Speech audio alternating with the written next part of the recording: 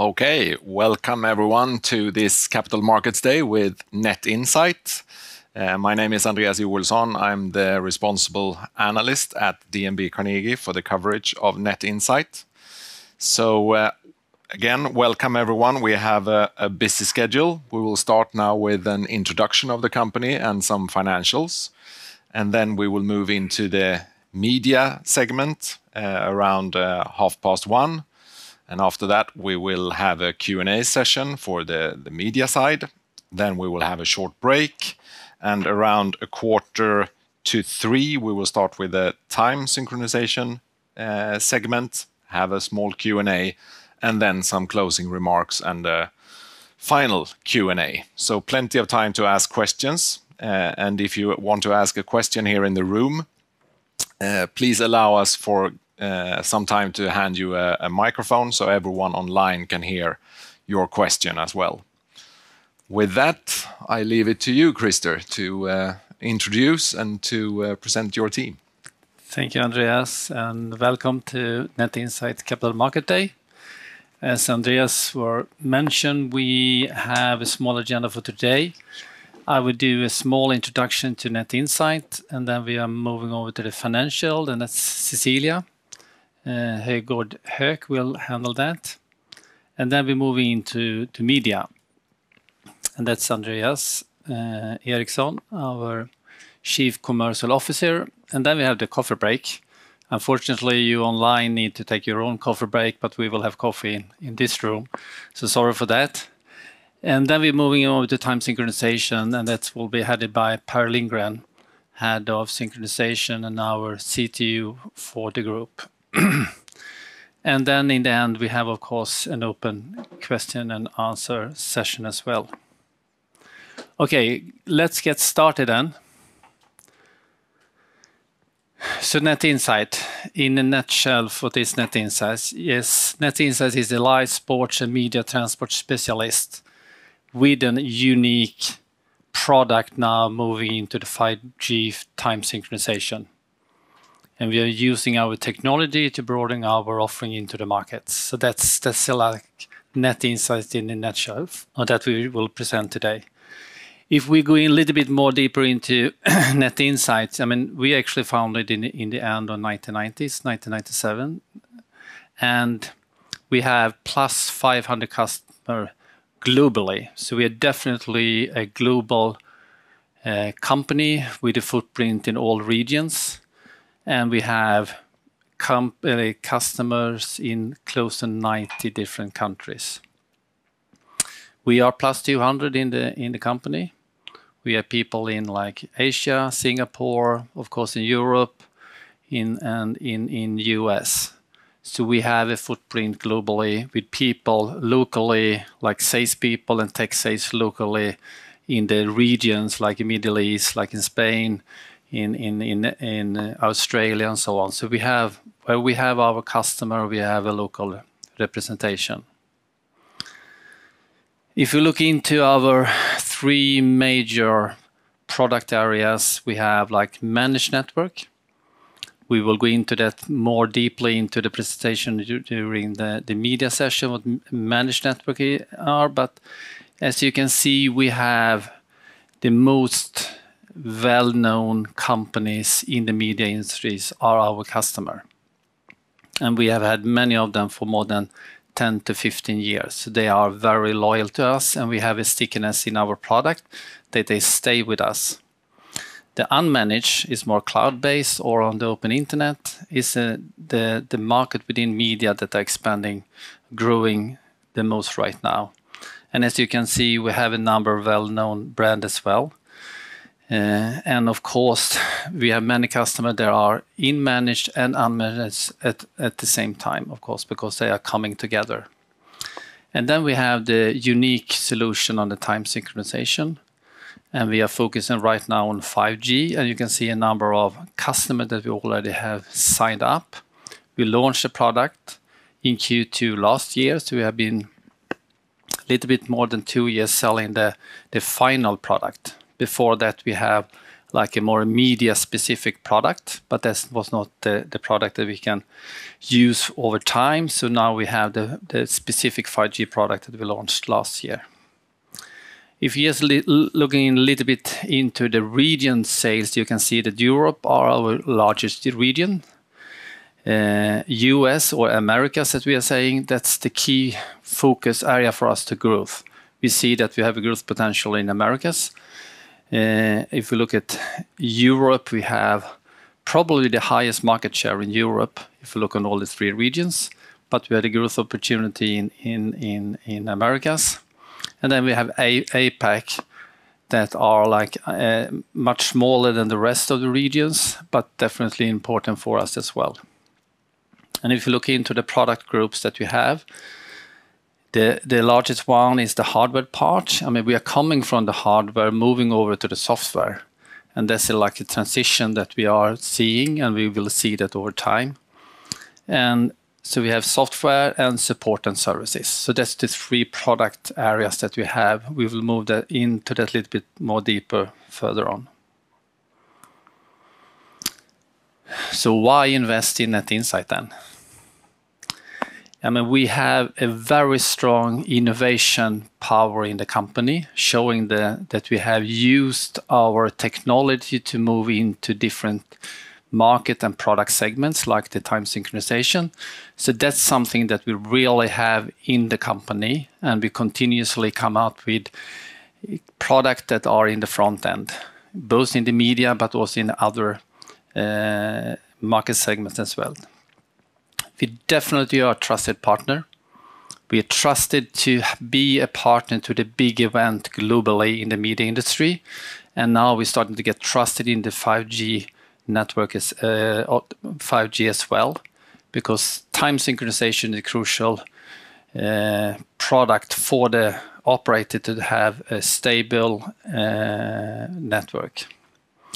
We are a leading player in the media industry, and we see potential, of course, in the unique GPS-independent time synchronization. We are a company focused on growth, and as you can see, if you look in the numbers, if you go back to 2020, we have a stable growth, and we are still focused very much on the growth, to have a growth strategy. And we are well positioned to benefit from the structural change in the market, the growth trends in the market. We will go into that a little bit further on into the presentation, and I will also cover that. So we are trying to find the growth pocket in the industry, in the industry that we are, or in the market that we are established. So like in the media, like the unmanaged is the growth pocket, we have been in the IP. And if you look at the profitability, and Cecilia will cover that a little bit further on, but we have a global customer base. We have a probability to scale our business with, we have 70% gross margin, so we can scale our business. So we are therefore really focused on growth, because that's the key to like increase EBIT and really come into the higher numbers.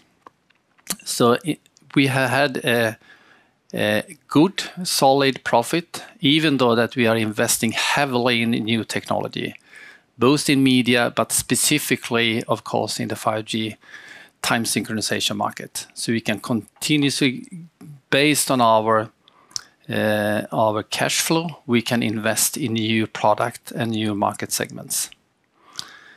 We are financially stable, low debt equity ratio, or no debt at all, and we can fund our growth through our cash flow that we have. So moving into the market transformation in short terms, we see a rapid transition from historic technology over to IP and cloud-based service, and that we have invested the last 5 years into, and we see the traction coming from those two parts in the market or our product portfolio. We see also that this transition from satellite to IP-based, cloud-based service. We see that definitely in US because some frequencies taken away from the satellite moving with the 5G, the need to move content from satellite over to IP cloud. Cost reduction, or I think all markets, all industries have a focus on the cost reduction. But in our industry, we see transition in technology that really give the customer a possibility to lower the cost. And that's like remote production. And we were one of the first companies to move into remote production, and that's really lowering the cost for service provider and broadcasters, and we are really into that path of in that part of the market. Capacity, we see an increased demand for increased capacity, definitely in media, and we are leading that part. I mean, we were the first company 2018 that launched the first 100 gig product in media, and now we have launched the 400 gig product. So we are definitely leading in capacity, and that's important for our customer, and that's also lowering the cost for our customer. Time synchronization is an increased demand for synchronization in many different industries. We have now focused on 5G, but we see a number of different industries that need time synchronization, and we can use our unique technology that we have. And we are looking into grow our addressable market with new product and use also existing product to move into other market segments. So then in a nutshell, what is the strategy that we are looking on? We are well positioning on to grow in growth segment and to broader the addressable market. And we have two, we had managed and unmanaged, and those are the two parts that we have within the media. Americas and the dimension is really a growth opportunity for us. And sport leagues and events, we will come into that, but that's our key market, and we are focusing more on that to get a more push from the sports leagues and the content owner to use our product. But that's our sweet spot. Time synchronization is a phenomenal opportunity that we have really to grow our revenue, and that's a new market segment that's really coming into the 5G, but in many different industries as well. We are focused on recurring revenue that is growing, and we will continue to grow when we are moving into software and cloud-based service.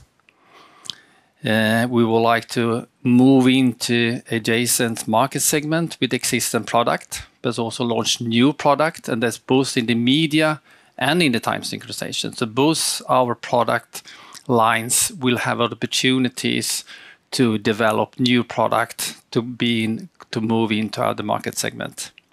And we have a fantastic scale and opportunity in our business. So if you look into our financial targets, we are looking to have 15% growth per year and looking for a EBIT margin for 20%, and that's 2027. So that's our long-term financial targets that we set 2022 to 2027, and we are heading towards them. So that was like a very short introduction, and now we should try to go in a little bit deeper into that, but we start with Cecilia and we'll take you through the financial numbers.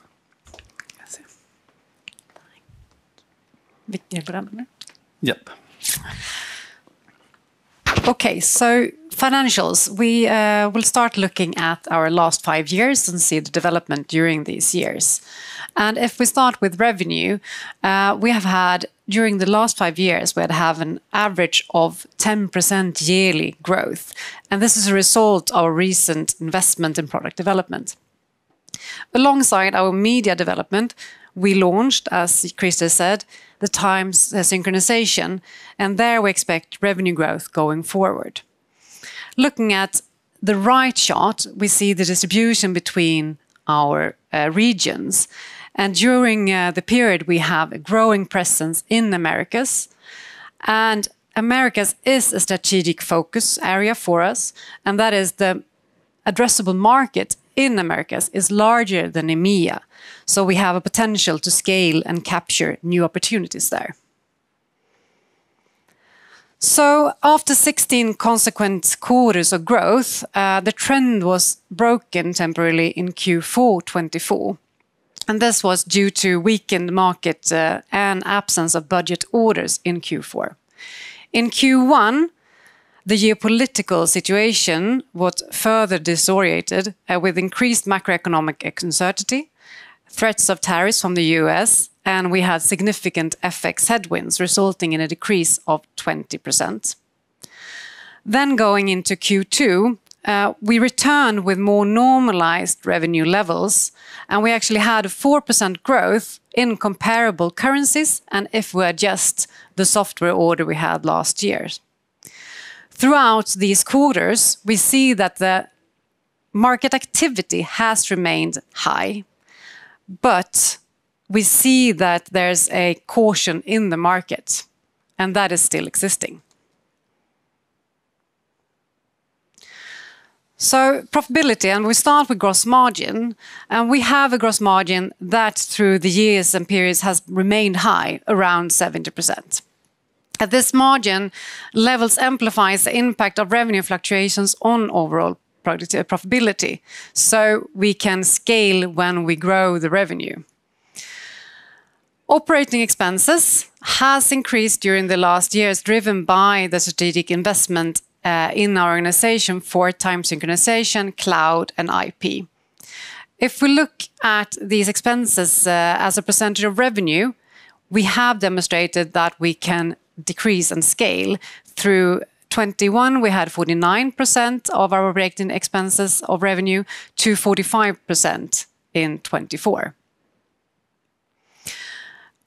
We have had a positive profitability trajectory with EBITDA margin, improving our solid net sales growth and improved scalability. For the last 3 quarters, this trend has been interrupted due to the lower revenues and FX headwinds. To mitigate this, we implemented a cost reduction program in Q2 that is targeting savings on 30 million. And continuing forward, it's going to be a high focus to have cost efficiency going forward. So now to R&D, and for a company like us that is built on innovation, it's important to secure future growth by investing on R&D. And through the last years, we have invested 25 to 30% of our revenue in R&D development. If we're looking at long term, we expect this figure to decrease, and our long-term target is to have approximately 20% R&D invested from the revenue.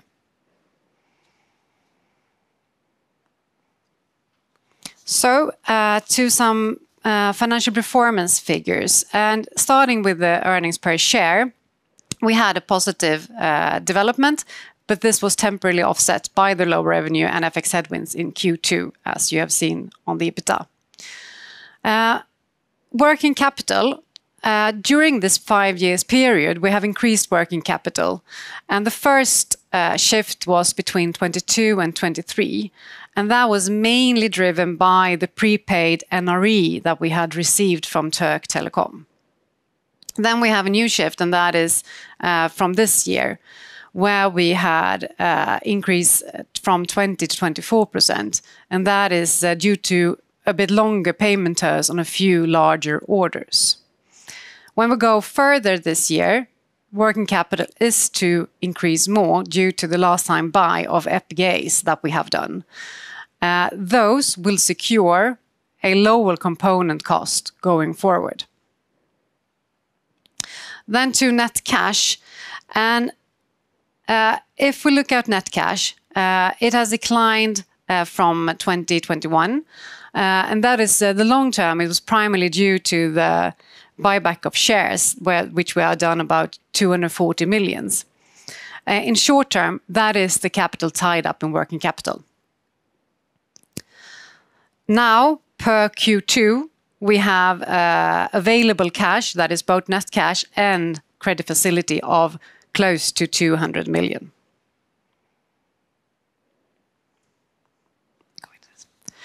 Looking at the last 3 quarters, economic and geopolitical risk has increased. The macroeconomic environment has declined. We have had increase of import tariffs. Our products is still exempt on the tariffs to US. But this has increased uncertainty, and we see resulting in longer decision-making processes and risk of order being moved forward. We have also had FX headwinds with the Swedish krona that has strengthened against US dollar and euro. We continue to hedge our positions, and the cost reduction program was also part of mitigating the FX headwinds. Looking at electronic components, the life cycle of FPGAs has shortened during the last years. And we have looked close into securing the component supply going forward. So the last time buy that we have done now this year is to secure the demand on our high capacity products. And this also, as I said priorly, will securing a lower component cost going forward. Yes. So now to media.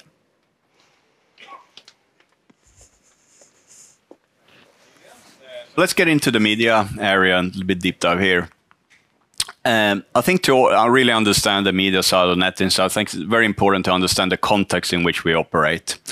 This just highlights a few of those things. And I think number one to really kind of point out here is that we're in the live sport areas, as Crister was saying, and we deal with the largest events, the largest leagues globally. So what this means is that there's a lot of value at stake. You know, the value of the rights deals are very high. You know, big significant investment being put into the area, and billions of viewers basically depend on Net Insight product to deliver the live sports to the audience around the world. So really quite critical in the value chain in terms of where we are.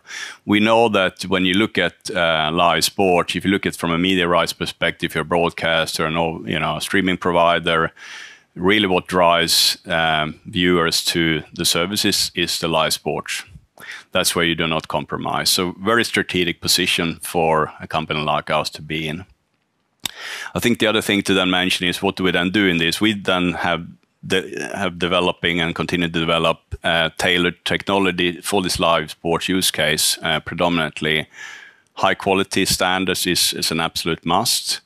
You cannot have a single glitch in terms of the viewer experience, you know, very kind of high standard from the customers. And then where failing cannot be done. You cannot have a black, you know, if you have major events or a large league. So again, very high demands, which we have delivered on for many years now. I think the other thing to mention when you look at what's happening in our ecosystem is that when you think about a viewer these days, you know, used to be that it's very much an appointment viewing situation. You will tune into a football game or a football match and you would view for a couple of hours. What's happening now with the viewer is that actually it's a 360 experience. You know, as a viewer, you need to feed and fuel them with content all the time, you know, in between the matches, during the matches. So the demand from the viewers are much higher. And that's a great thing for us because it means more content need to come out from the different leagues, from the events where we're active. So a good thing for us. If we move into some of the trends, you know, Crister highlighted a few of them in his part. So again, I talked about the consumer changing behavior. I think that's really one core thing which I talked about in terms of how consumption of live sports and media is nowadays done. So that's, you know, continue to be something which opens up opportunity for all our portfolio. The satellite transition. So historically, as many of you will know, live sport and live media has been transmitted over satellite. Since many years now, it's been a move from that into fiber, you know, quality guaranteed fiber, which has been core for what Net Insight has monetized on for many years. What's very exciting now is there's starting to be another transition from satellite to cloud or internet-based delivery, where our unmanaged portfolio is coming into play in a very neat and positive way. So that's the other change that we now see. Crister highlighted a change even in the US, which further fuels this opportunity, and that is the close down of certain spectrums that's currently being used for satellite will now need to be freed up and used for the 5G in the US. So that further accelerates the opportunity for us in this satellite to cloud and internet delivery change. So that's again another positive. Crister highlighted the remote production use case. So if you look here in this simplistic way of looking at, when you think historically how a production had been done, you've had an outside broadcast bus parked next to the venue. So that means all the camera feeds coming from the venue congregates into one place. There's a production happening, so you create sort of a production feed that will then go on to the broadcasters around the world that's bought the rights. So that was sort of the historical way of doing it. With remote production, this changes. So instead of having a bus parked at the venue, you will take all those camera feed and transport them to a central location somewhere else, in the center of a country or so forth. So you bring out much more feeds from the venue. So that's a benefit for us then, because in the first historical use case, we still have a role to play and have played, but the requirement on capacity and the number of feeds was lower. Now with remote production, the capacity increases. First of all, more feeds need to be brought out, but typically you might even bring sort of uncompressed higher volumes of content out from the venues, which further drives the need for our equipment in a bigger way. So that's in a simplistic way how you can think about the remote production. On the other side, when you talk about high capacity, we all know that there has been a change from SD to HD to 4K to 8K. It's a requirement from the viewer to have even better cap quality when they watch live sports increasing. And also, of course, the providers, the streaming providers and the broadcasters want to make sure they bring out the best possible viewing experience. So that's, again, something that is then driving requirement on the capacity, where we have historically monetized with being first on 100 gig, and now end of this year, beginning of next year, we start with the 400 gig, which basically increases the capacity. So we have a platform follows the requirements coming from the industry, which is a positive.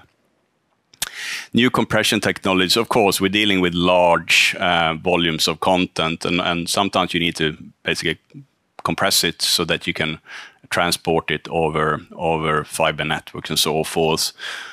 There's now some new compression technologies coming up, which is positive for us because it means that we can add new compression technologies to our existing platform and go and sell that to our existing customer base. So that's, again, something we can, kind of a trend which we can benefit and take advantage of. And lastly, I'm sure you heard, before that this change has been ongoing change to more IP standards, which again opens up for opportunity for us because it means we can upgrade our existing customers, but also we can break into new customers when there's a compelling event to actually do some change in their technology stack, which is a trend which we can again benefit from. So in summary, we're well positioned. This transformation of the landscape is we're well positioned to take opportunity of it. So if I then zoom out and we look at the entire landscape here in which we operate, what does the value chain look like? So if you go from left to right, again, as I said, starts with a venue, a sporting stadium of sort, and then bring that all feeds. So that's a venue transport. We're bringing all the feeds from the venues into a production facility of sort. Next step is then to bring that content out, what we then call here contribution transport, different use case. One simple way to think about it is for a big international venue or event, you need to be bring together into one place, and then you need to be transported out to all the broadcasters around the world which has bought the rights for that specific event. So that's basically the next step. After that, then you're in what we call contribution and production area. Then when you move on to primary distribution really is about, first of all, packaging up all this content, and this kind of end product of that is really a linear TV channel. It could be a streaming service where you package up all the different content that it needs to be brought together. So that's really what the main thing that's happening in the primary distribution step of the value chain. Then we mapped out our customer categories, or our customer segments. So media service providers is one of our core that's our core segment. Then we have customers from broadcasters, will be in TV4, BBC, and ESPN, these kind of players. We have the OTT streamers, which sometimes the OTT streamers are now some of the companies like DAZN and others, which are focusing very much on that area, but also the large global streamers, which we see around the world. And production companies are companies that produce on behalf, typically, of broadcasters or leagues. So that's another segment. And then you have the rights holders. The rights holders is the owner of the sports property. So the kind of the core owner of the sports property. And then you have the pay TV operators, which are further down the stream, which are the ones that sort of historically been packaging up all the live TV and all this content coming in and presenting it to the end customers. So that's kind of in a nutshell how our customer base is being mapped out. If you look at the market split, our assessment is that around 40% of the market is with the managed service provider, or the media service providers, and 30% with broadcaster, with the remaining 30 split across the other customer segments. So that's kind of very high level how the market landscape which we operate looks like. Just to bring this to life, and I should say before that our position as Net Insight is very much, our core market is up on the left-hand side in the contribution production area, but we see opportunities as well for us to be active, and we are active on the primary distribution side, but sort of the core is up in this part. And to bring this to life, and this would be an example how this will be looking like if you look at the large global sporting events. As I mentioned, there will be a lot of games and activities, sporting activities will happen on the venue. All those camera feeds will need to be brought into one single place. Typically, that's done in something that's called an International Broadcast Center, an IBC, so a center part in that specific country. So this part we're active in. So this is the whole venue transport we talked about in the first step there to the IBC.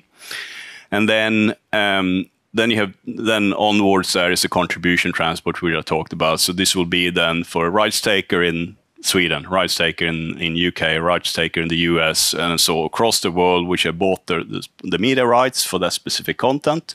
They will need to get access to the content. We also then do this technology solution for transporting that to the end destination. So that's kind of an example of what this looks like from our perspective. And then, as you can see, it could either be an on-site production happening in the country or in that specific event, or it can be remote production when the production is happening at the end, at home destination or a central location. So they have those two use cases.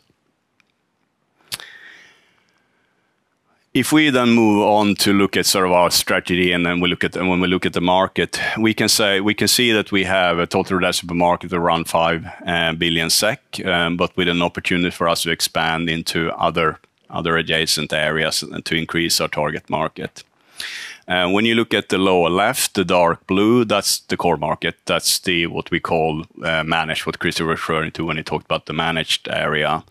So that's the core market for us, where we have, so it's about sort of 4 or 5 billion SEK market, growing 47%, and we have a strong market share there around 10 to 14%. So that's the core market.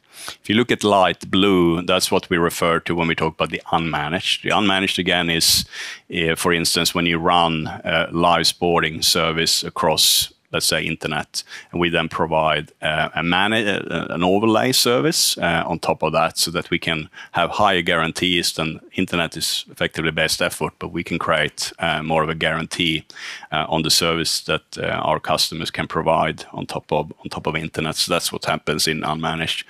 The satellite to cloud transition, all in the unmanaged area that I mentioned. So that's where you can sort of position that trend. And then on top of it, we have the yellow area, which is extension of the current market. This is sort of the things was talking about when I talked about new compression areas, where we can extend our current platform, effectively do a major feature on top of the platform we already have and go and sell it to our existing customers, which of course is quite attractive because it's customers we already have, so we can come up with new things in that area and go on and provide that to the existing customers we have. That's an attractive kind of proposition then for us, and something we can go and execute on. So those three are sort of the core, and then you can see sort of mint color here is other adjacent areas that we think there has some potential for us to enter into new markets. But it can give you a sense of where we are, some adjacent areas, and a few layers in terms of growth opportunities. If we then zoom in around the competitive landscape, what does it actually look like? We have divided it up into managed and unmanaged still. So if you start with the managed area, you have two sets of competitor groups. You have one similar to us, only provide transport and compression, so that's very similar to our position. That's where we are. You also have competitors that are providing broader set of solutions. They might be doing transportation compression as a part of the portfolio, but that's the small part of the entire portfolio. So those are the two groups in the managed area. And here you will find companies like Evertz being more a company in the first part here, and then Peer and Media Links are companies and competitors we meet, which are in the second category.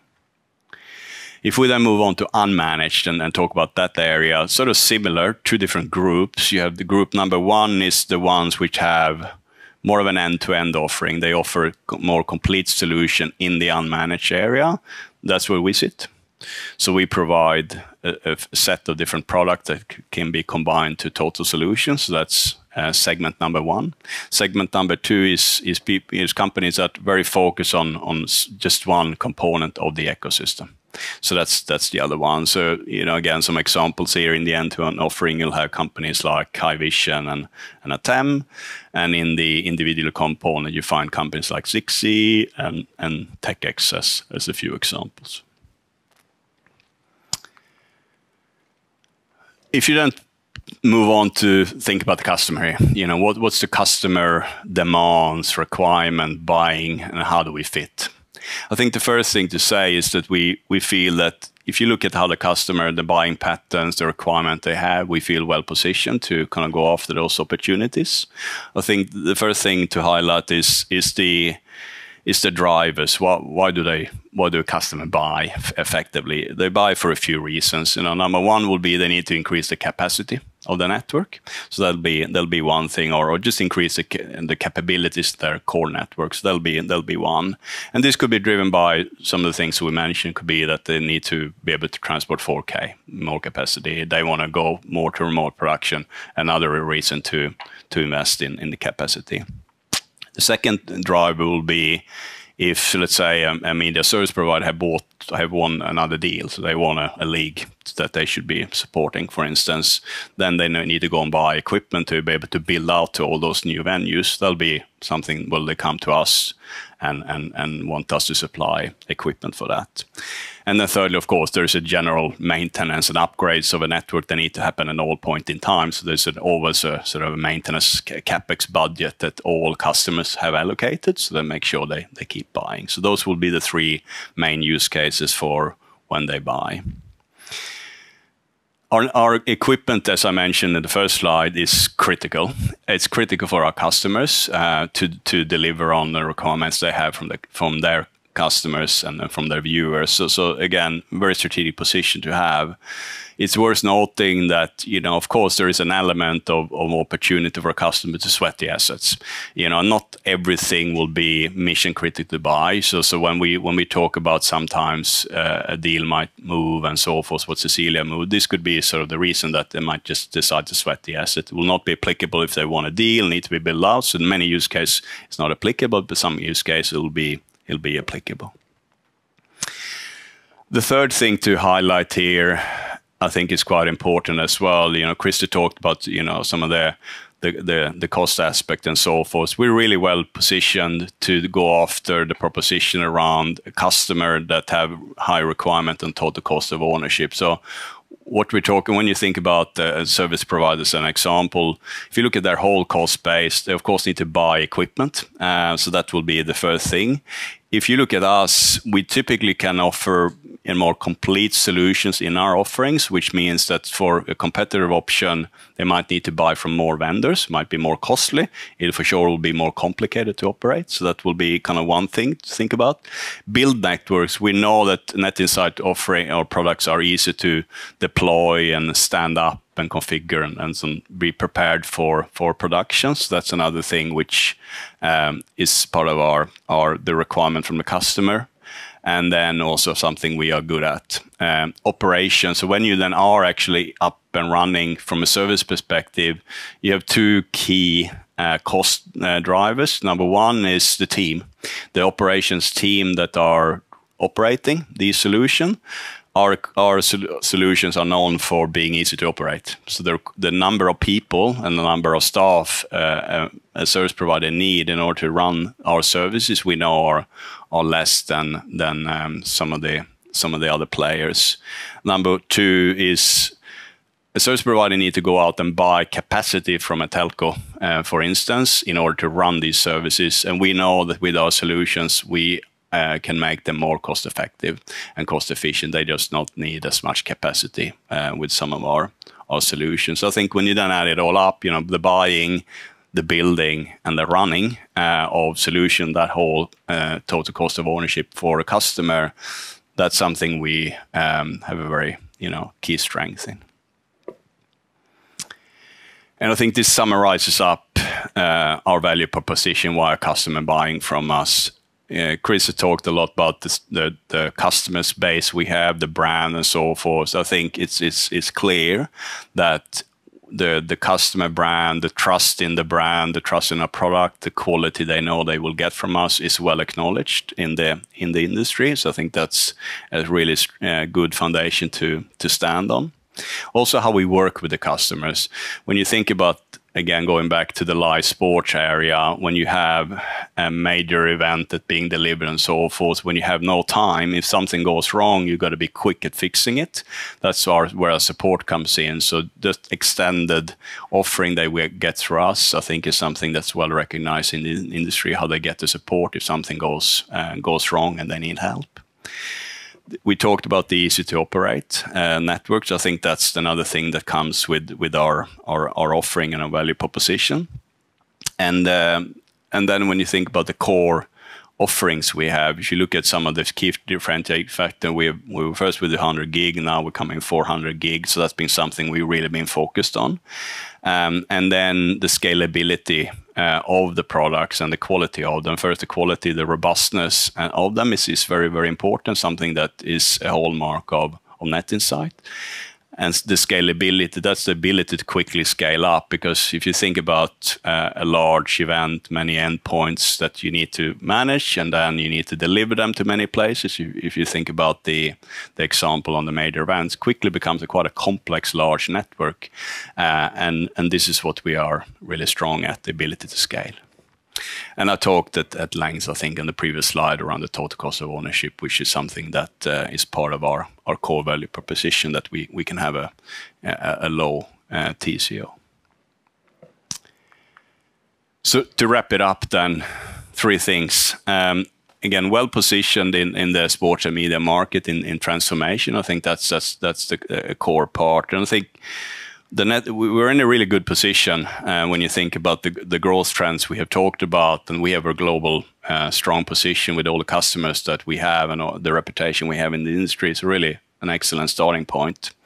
The other thing is the opportunity to grow. We think we can grow within our existing customer base and gain market share and continue to sort of chew more of that pie, but also to increase the target market on top of that in a quite a logical way.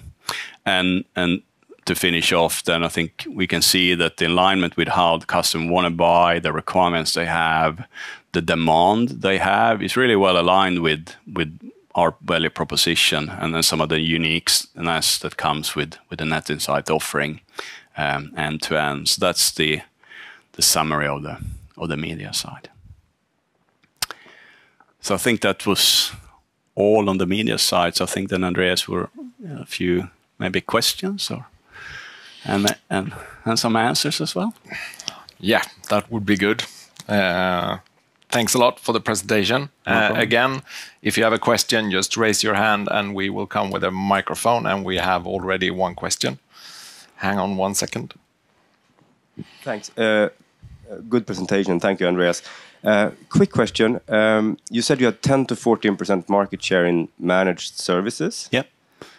Number one, how has that developed over time and why? And then two, maybe it was you or Crister saying that you had like 0 churn. Is that right? Or very, very few customer losses? Yeah, then maybe, if there is sort of historical, I mean, I think, first of all, I think, on the churn side, yes, I think we have, we tend to be very sticky, because I think what we see and hear from the customer is that when we get deployed and when we start to operate and work with them, they tend not to want to leave. So I think, very high level of churn. I think, Chris, I don't know if you want to comment on the historical, maybe more. Yeah, we are sticky because we are using like software upgrade. When we went from 100 gig to 200 gig with the software upgrade, now we're moving on to 400, also a software upgrade, which means that they can use the chassis and everything installed in the network and a software upgrade. So that's really sticky.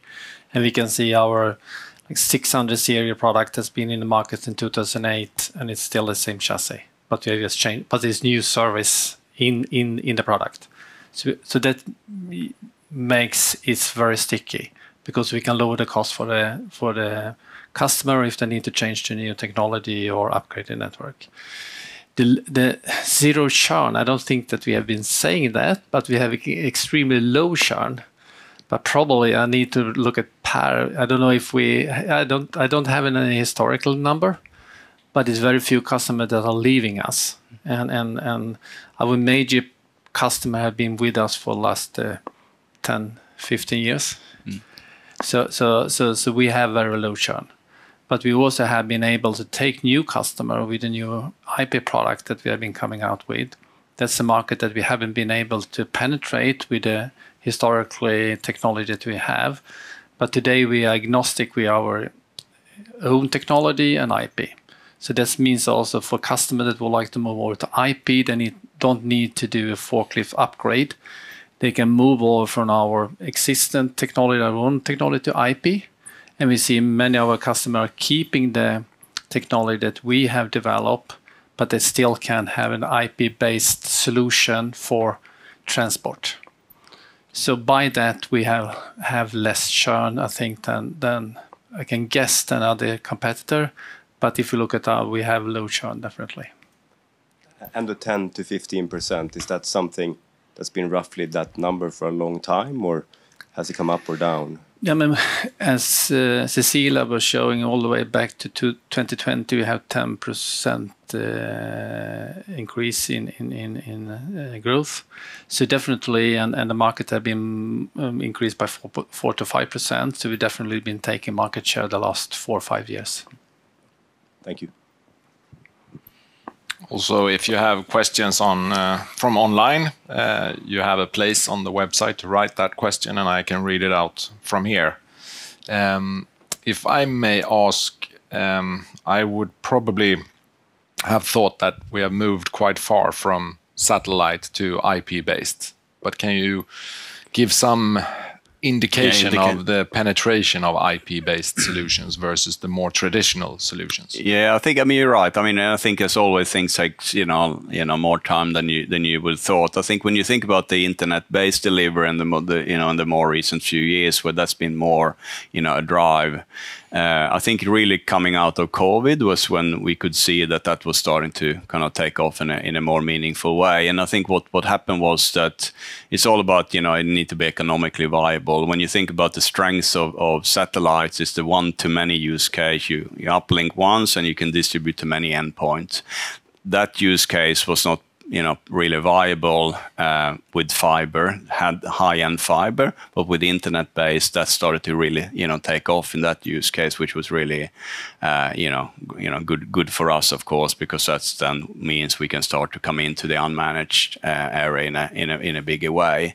When you think about the managed side I think that's further developed, if you like. I think then fewer and fewer will have rely on a sort of satellite use case in that, especially when you need to bring out what doesn't work when you need to bring out big volumes of content, which is now required.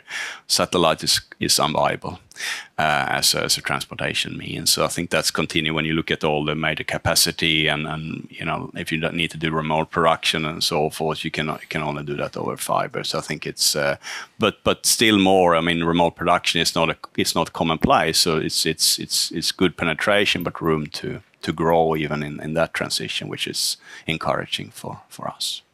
So I watched the Ryder Cup last night. Yes. And if you make the transportation through satellite or through traditional solutions versus the IP cloud-based, what kind of savings and benefits do you get as your customer? Yeah, I think one of the benefits you might be, if you look at the like for like, that you might want to after save a coin or so on just doing like for like. But I think it comes back to the viewing experience that nowadays is required. You want much more content out, which means that typically an event like that, you'll bring out the main video feed, the actual footage, if you like, or the core kind of content. But then you would want to have the commentators. You want to have, you maybe hear from the players. You want to bring much more content out, because now you're sitting viewing maybe at your main screen, but equally you're looking at your second screen and want some more content. So I think as our customer, they can now provide much richer experience that is, I think, demanded by the viewers these days. But it's also a monetization opportunity, because think about a second screen opportunity. If you can fuel that with content and you have eyeballs going there, not just on the main screen, you can sell advertisement on that screen, for instance, as well. So further monetization opportunity, as well as giving the viewers a much greater experience. So I think that's the kind of thing I would see if you look at a Ryder Cup. So a much broader set, plus an opportunity to save costs as well at the same time. And when you look at the installed base that you have out with the customers, yep, sometimes we see some larger software upgrades, yes, and orders coming in. Yes. How do you see that play out over the next, let's say, 5 years? Should we expect an increased amount of software in your revenue mix? I think so. I think, as Crister was saying, I think that's what we definitely see, in that there is an opportunity to roll out, and we can see it, on both the managed as well as the unmanaged, that the component around software is increasing, and I think it's interesting when you think about the whole unmanaged area, because there we can run things on a commercial off-the-shelf hardware, for instance. We actually make money on the software, gives us more flexibility, gives us a quicker time to market with new offerings and so forth, and also makes it easier for customers to upgrade. You don't need to change the hardware all the time. So absolutely, and that'll be something we'll see more of going forward. And why do you think we haven't seen that much of that yet? Is it still, or yeah? Why? Yeah, no, I think when you look at the managed area, it still has been quite the bigger, because of the demands. If you look at the technical requirements, I think solving the use cases which we've talked about on a pure software is been quite hard, or if not to say impossible, in terms of being able to deliver on the capacity and so forth that we need to do. That's on the managed side, but we can see it started to change more and more there. If you look at the unmanaged side, that's much more software centric, and I think the reason we might have not seen it is that market's really now starting to take off, and I think that'll be the two explanations to what's been happening and how this will evolve over time. Any question from Yes. Thank you. Long-term goal of at least 15% increase in sales per year, and you've had 10% average for the last couple of years. Just mathematically speaking, I mean, 2023 to 2027, the growth needs to be 30% or something for the next 2 years. Any thoughts around that? Cecilia was showing you, it's from 2019, so we were 2020 to 2027, and we say average growth per year with 15%. So if you calculate in from 2020, we have an higher growth than 10%. So we have been saying like per year, and but the EBIT level is that we should reach the 20% in the end of 2027. That's the target that we've been setting. Otherwise, for 15% per year. So we need to calculate it back from 2020 and not from 2019 then. And we have a question from the audience regarding the new compression products. Has there been high interest from existing customers for that offering? And is the market share from existing customers the same in compression as in managed networks? So I think when you look at what we refer to compression, is actually something new that we have not brought. I mean, that specific one is what we haven't brought that to market yet.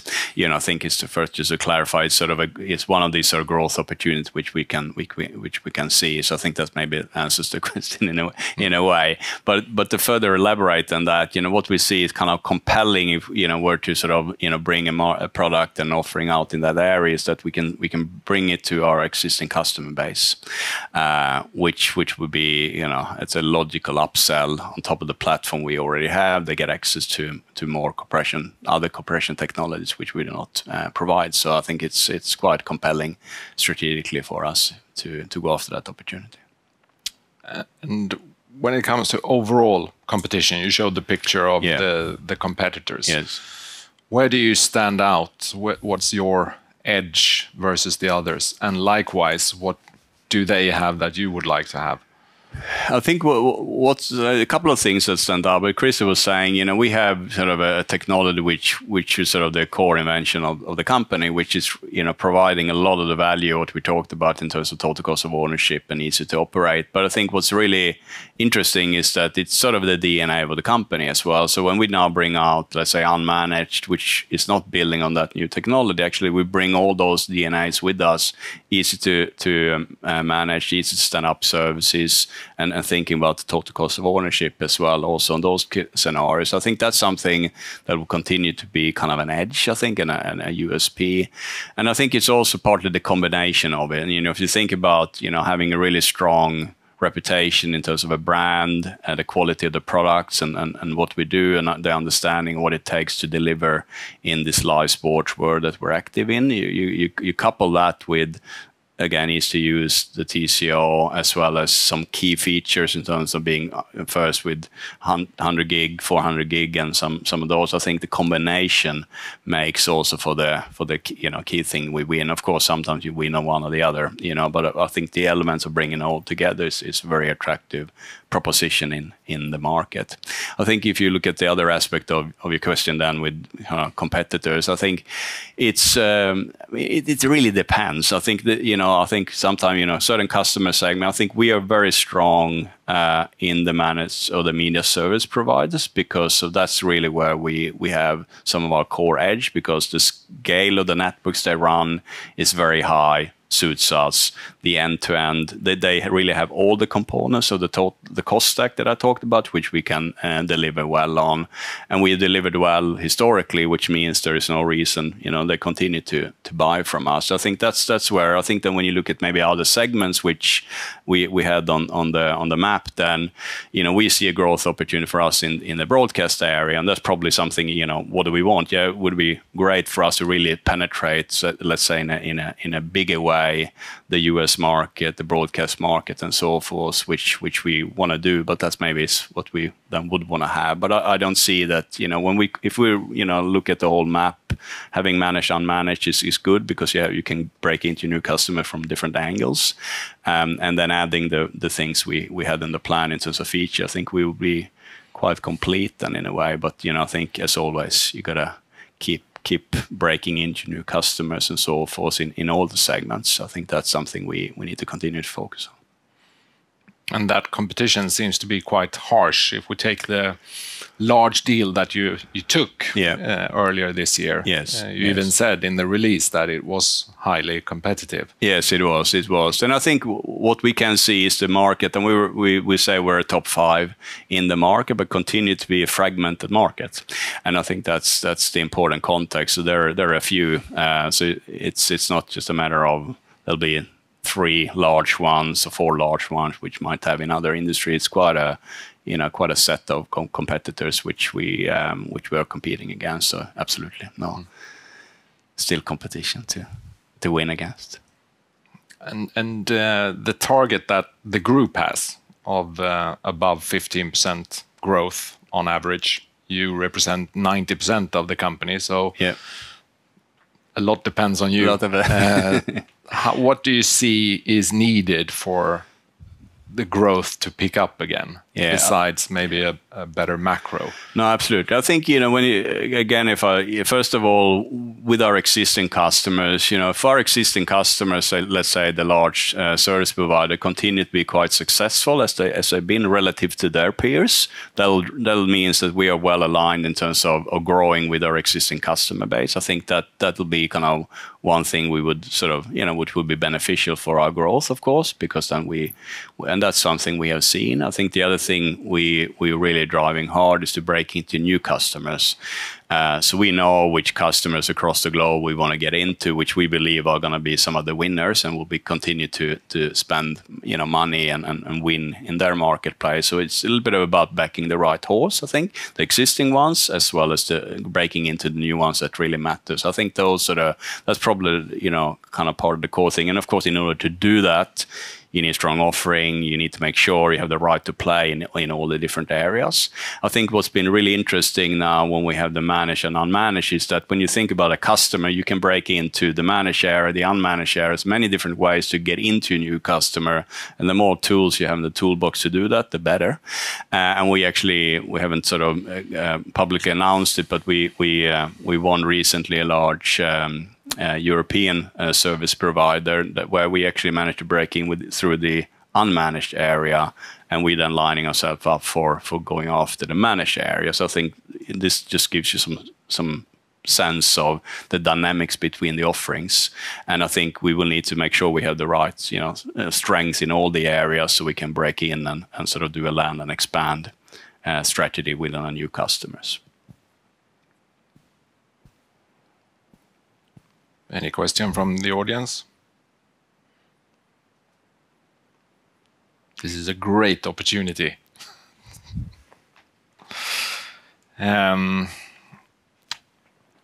We got a question that I have a little bit hard time understanding, but can you explain what collaboration with a partner that you apparently had, what that brought into Nimbra Edge?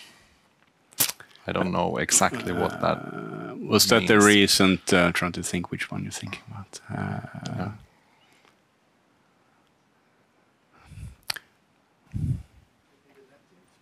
NetInt. Oh yeah. Okay. Yeah. So that's good question. Yeah. So when you think about the unmanaged area, you have a few layers. You have sort of a layer which we call technically orchestration, like a management layer. You can control and manage your network. So that's sort of one part, make sure each box is up and running and the links in between is all working. So sort of a management layer. And then we have devices which you can put, let's say, at the venue or at the receiving end. So that's the other part. But then on top of that, we are looking into value of the services.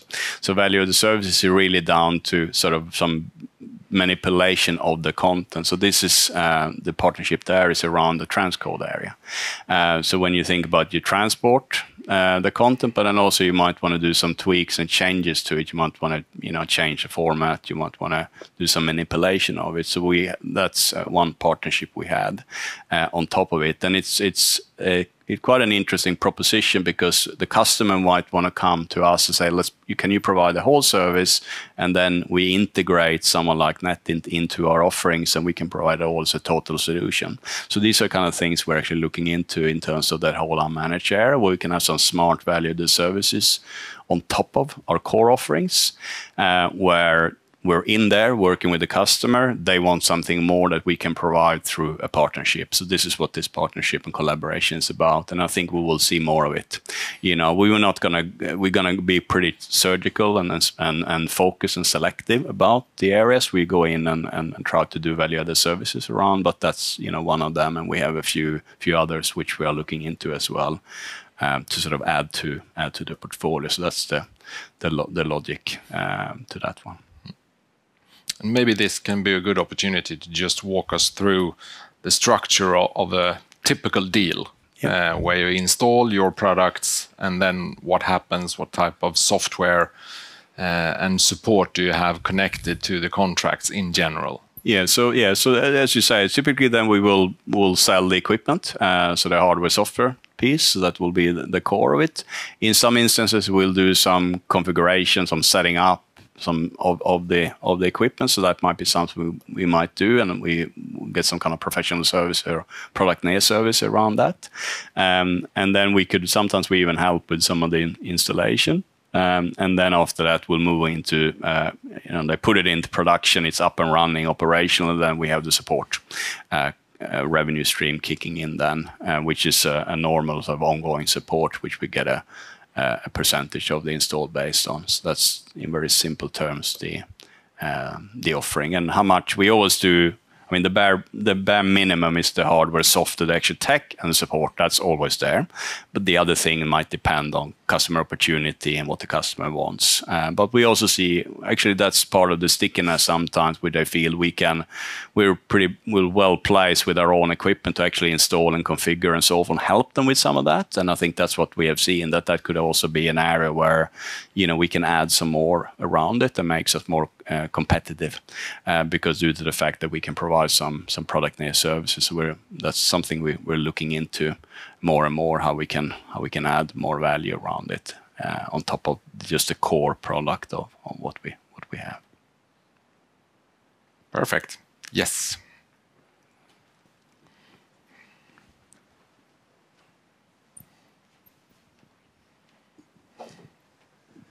So what is the biggest challenge you see ahead to reach the goals that you actually give us today? I think it comes back to some of these areas. I think it's a matter of making sure we continue to break into new customers. I think that's one thing. I think that's one of the, I guess, a challenge, because you need to displace someone else fundamentally. So of course, that's part of it. I think that's something we see. I think we got some encouragement in terms of the tools and the options we now have available in terms of breaking in, but I think that would be one. And then we need to make sure we bet on the right horses as well, make sure we're well positioned to ride on the growth of our customer base. I think that'll be one. I think for us it's maybe a challenge, but at least something we want to make sure we succeed in is to as Crister and I have been talking about, is the US really kind of scale up the US in a meaningful way. I think that'll be critical. I think keeping the customers we have and so forth is going pretty well. It's quite a sticky. So I think more expanding in the markets, as well as bringing out some of the new offerings we have, succeeding and scaling up the unmanaged area, I think would be one of them as well. And so that's what we need to succeed with as well. So do you see the American customers being tougher to get into, and how would actually the market look like in 3 years? That big difference compared to today, or is something as continue as usual, so to speak? Yeah, I think what we can see now, and that's been part of there's been some, in the US market, there's been a lot of consolidation among the broadcasters going on at the moment. So that's been one thing which needs to sort of come to conclusion and settle down. I think that'll be, part of the requisite to actually kind of succeed that. But I think it's a matter of, in the European market, we've been present for kind of longer. We have a broader, go-to-market and a bigger customer base there. So I think it's not something that we don't think we can succeed with in the US. But of course, the conditions for the customers base need to, settle down, and then we can go after that market even more. Crister, if you want. I think I can add. I mean, the US market is very IP based. Always full IP, and we had our own technology based on IP and everything, but I didn't see that as full IP. So what now, when we develop our new IP-based product platform, we have the tools to really go after the major customer in US that are very IP-based. And we see also when we are coming closer to them, they get interesting in our offering that Andreas is talking about that we get from our historically technology. So by that, I think that we have a good chance to take some of the larger customer in US. But that's really the challenge in US. It's not that many customers in US. If you compare with Europe, you have a number of customers in each country. But if you look at the US market, it's very large customer, not that many. So we need to we have the tools now with the IP-based product that we have, really to go after them. And we have the cloud-based product that we can also come in with a new technology that they need to invest in, so we can gradually come into those customers. And we have seen that we have had success with some of the larger ones, that we had used the cloud-based product to come in the first phase, and then they get interested in our hardware as well. So that's, I think, the reason why we had lower market share in US is that because we haven't had a full IP-based portfolio that we have right now. And when we look at the market slide that you had on the total addressable market, and first of all, when Crister and Cecilia talked about scalability, is that also your view that the media unit has this kind of scalability? And secondly, is that related to moving into these new areas besides the core network where you are coming from? Yeah, no, I think when you look at the scalability of us, I think we do a lot of direct but also a lot of indirect with partners around the world. So I think that provides us with a scalability opportunity. So if they're well set up, well trained, and so forth, they can scale without us needing to sort of add necessarily salespeople and so forth to be able to go after that opportunity. So I think absolutely there is an inbuilt opportunity for us to scale.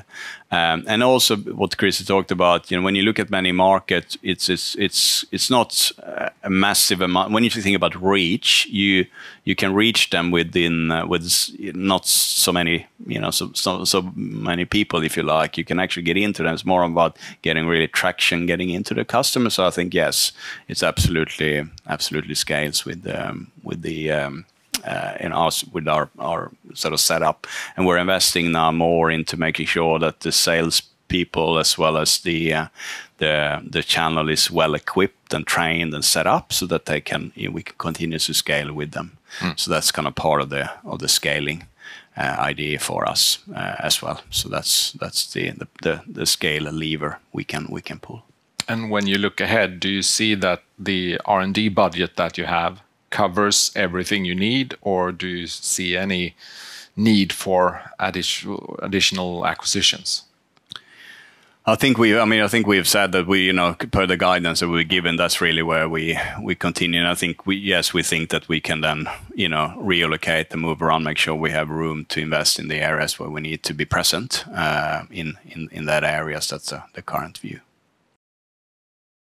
Okay, welcome back to Net Insight's Capital Market Day. My name is Per Lindgren, one of the co-founders, also Group CTO, and I'm going to talk about our time synchronization business. So you might think time synchronization is niche and a bit nerdy, but actually it's a very fundamental function in many critical services and industries today. And I think most of you started to read about it even in the newspapers. You could have seen it in both the Swedish newspapers, but also like New York Times had a big article about GPS under attack. We've seen it even in Financial Times. And time synchronization up until today has been very much handled through GPS or satellite-based synchronization. And we can see there's been now reports, both from US, saying that if we lose GPS for one day, the cost for society is $1 billion. So it's quite big money. And now, last year, UK came out to report saying a 7-day outage of GPS would represent a loss of $7 billion or 7 billion pounds. And that does not include loss of revenue for 5G operators or that the power utilities would go down or anything like this. This is just pure direct societal costs. If you're interested, you can also go into gpsjam.org. There was a big jamming incident here in Sweden where most of southern Sweden was jammed during Christmas this year or last year. And this is just some of the map where you can see the red dots are representing jamming incidents.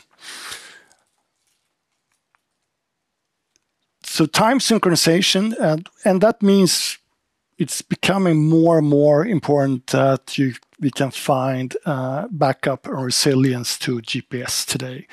And most operators and industries are looking for network-based synchronization. And this is something that Insight has done for over 20 years in the TV networks. So we built over 20 national mission-critical TV networks around the world based on network-based time synchronization.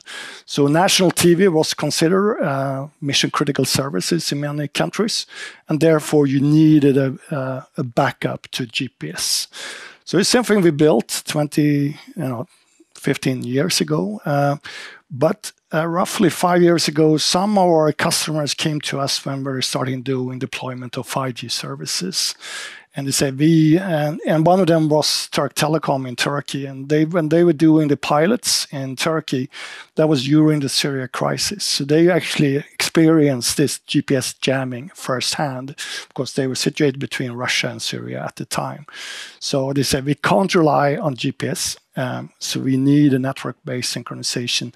And they asked us, could we actually use what we've been using in the media networks to also synchronize the 5G base stations. So we did the pilot and trial with them, and that ended up in us signing a big agreement with them, which was signed at the end of 2021. Where the worth of that agreement was roughly 20 million euro, and they also invested 5 million euro in an NRE fee to financing the product development and to take forward a product that was more optimized for the 5G telecom markets. So a very good start of the synchronization business. And then the product, which we call Syntai, was then released like Chris has mentioned in April 2024. So it's been on the market now, a little bit less than 18 months. And we'll come back to where we stand on that. So the biggest market for time synchronization is definitely in the 5G telecom market, and that's our primary focus. But over time, we also see a capability that we can move into other adjacent markets with, in essence, the same product and the same product functionality that we deliver in the 5G sync telecom market. So we both have in the enterprise market. When we're moving now into IP and cloud media, definitely time synchronization becoming critical also in the media industry. You need to timestamp every video packet, every audio packet you send as IP packet. Also in the finance and banking industry, there are actually mandates that you need to timestamp every online transaction with a timestamp, so we can correlate and go back and see what happened. Data centers today, a lot of the critical services in the data centers need accurate time synchronization, etc. So the good thing for the operators is these are typically existing enterprise customers to them.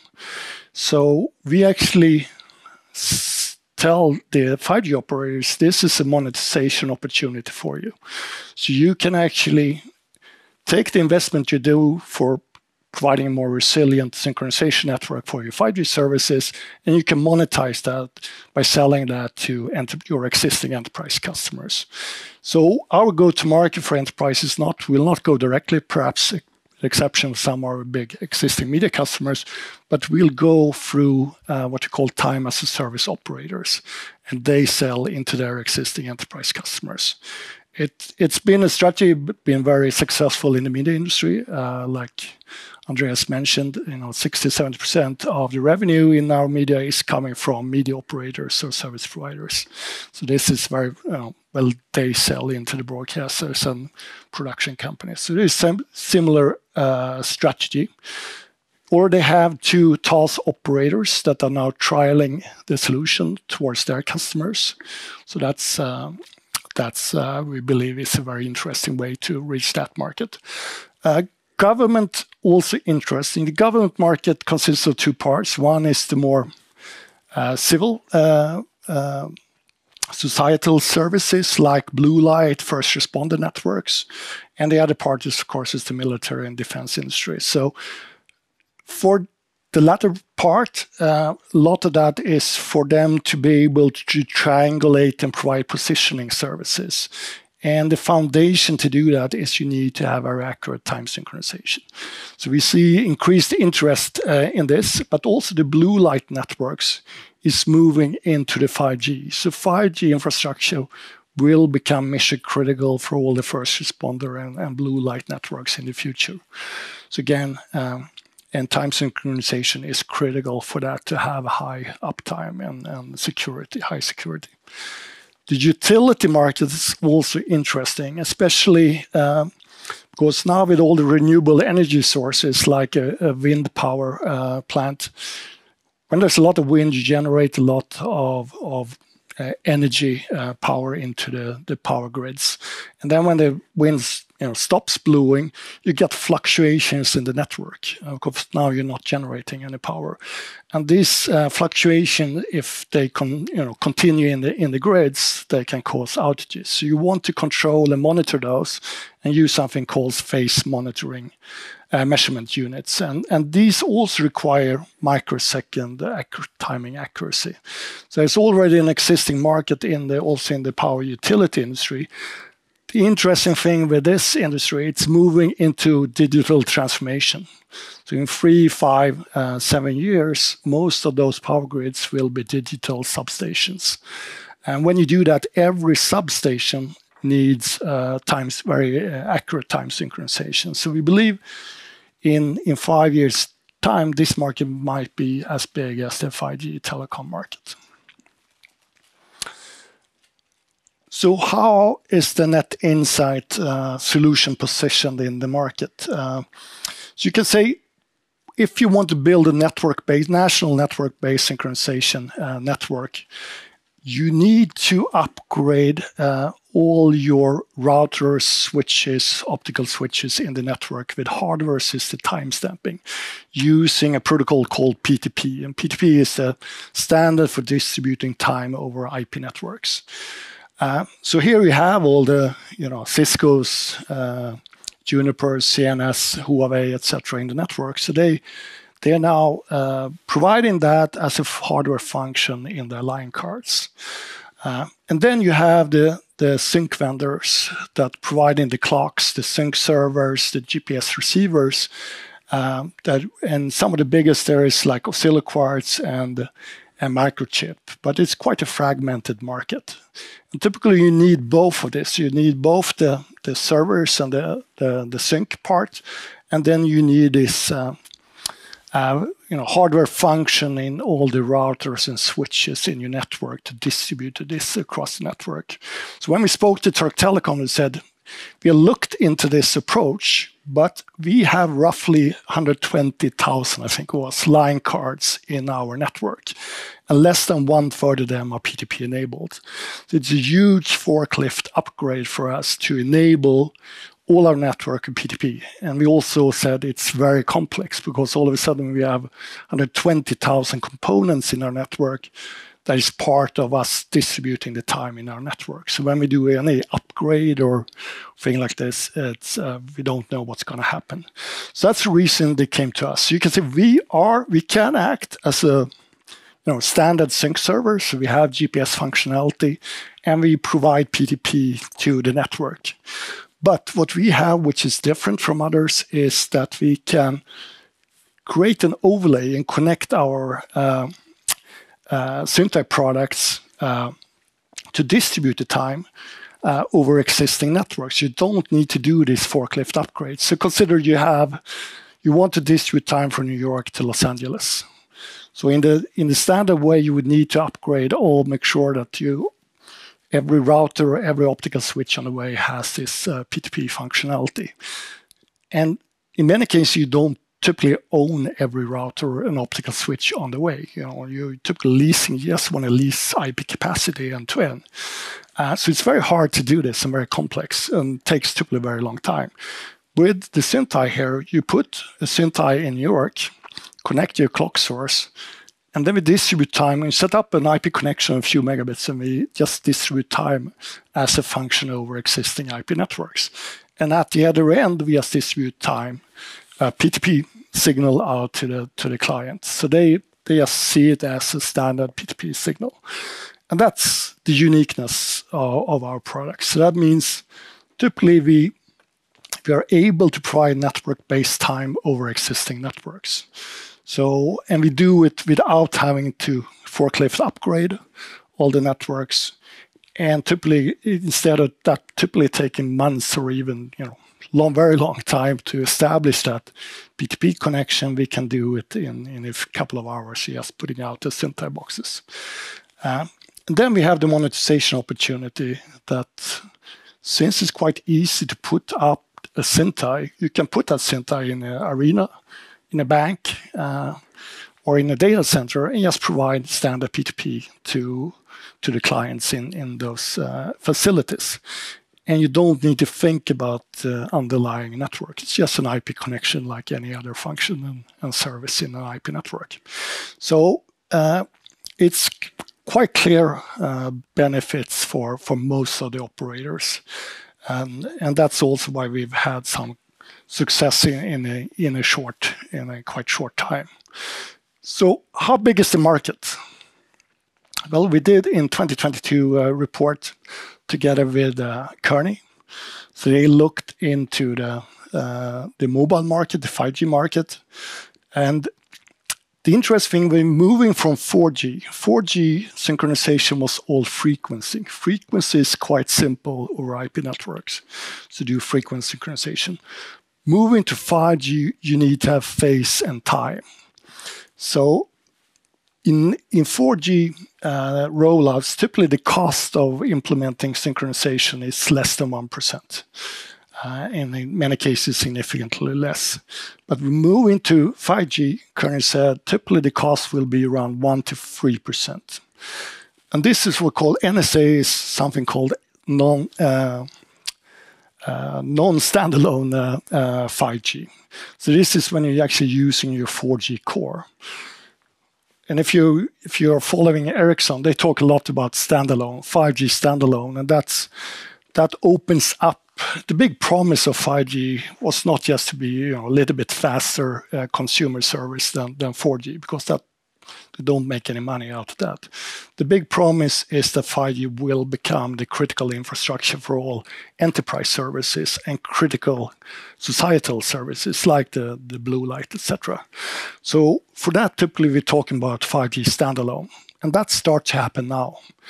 And that's why also Ericsson is getting more excited. And you can see on a lot of the analyst reports that 5G Figures been a little bit slower the last years, but they now see a bigger growth again, both on the 5G infrastructure market and the RAN market. And it's typically because of the standalone market.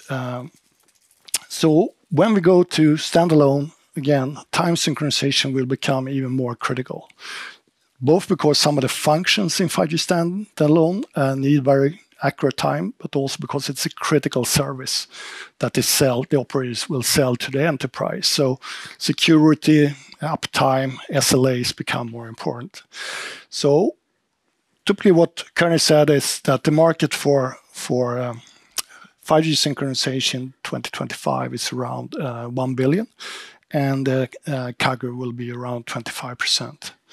That means we'll reach a roughly $2 billion market by 2029.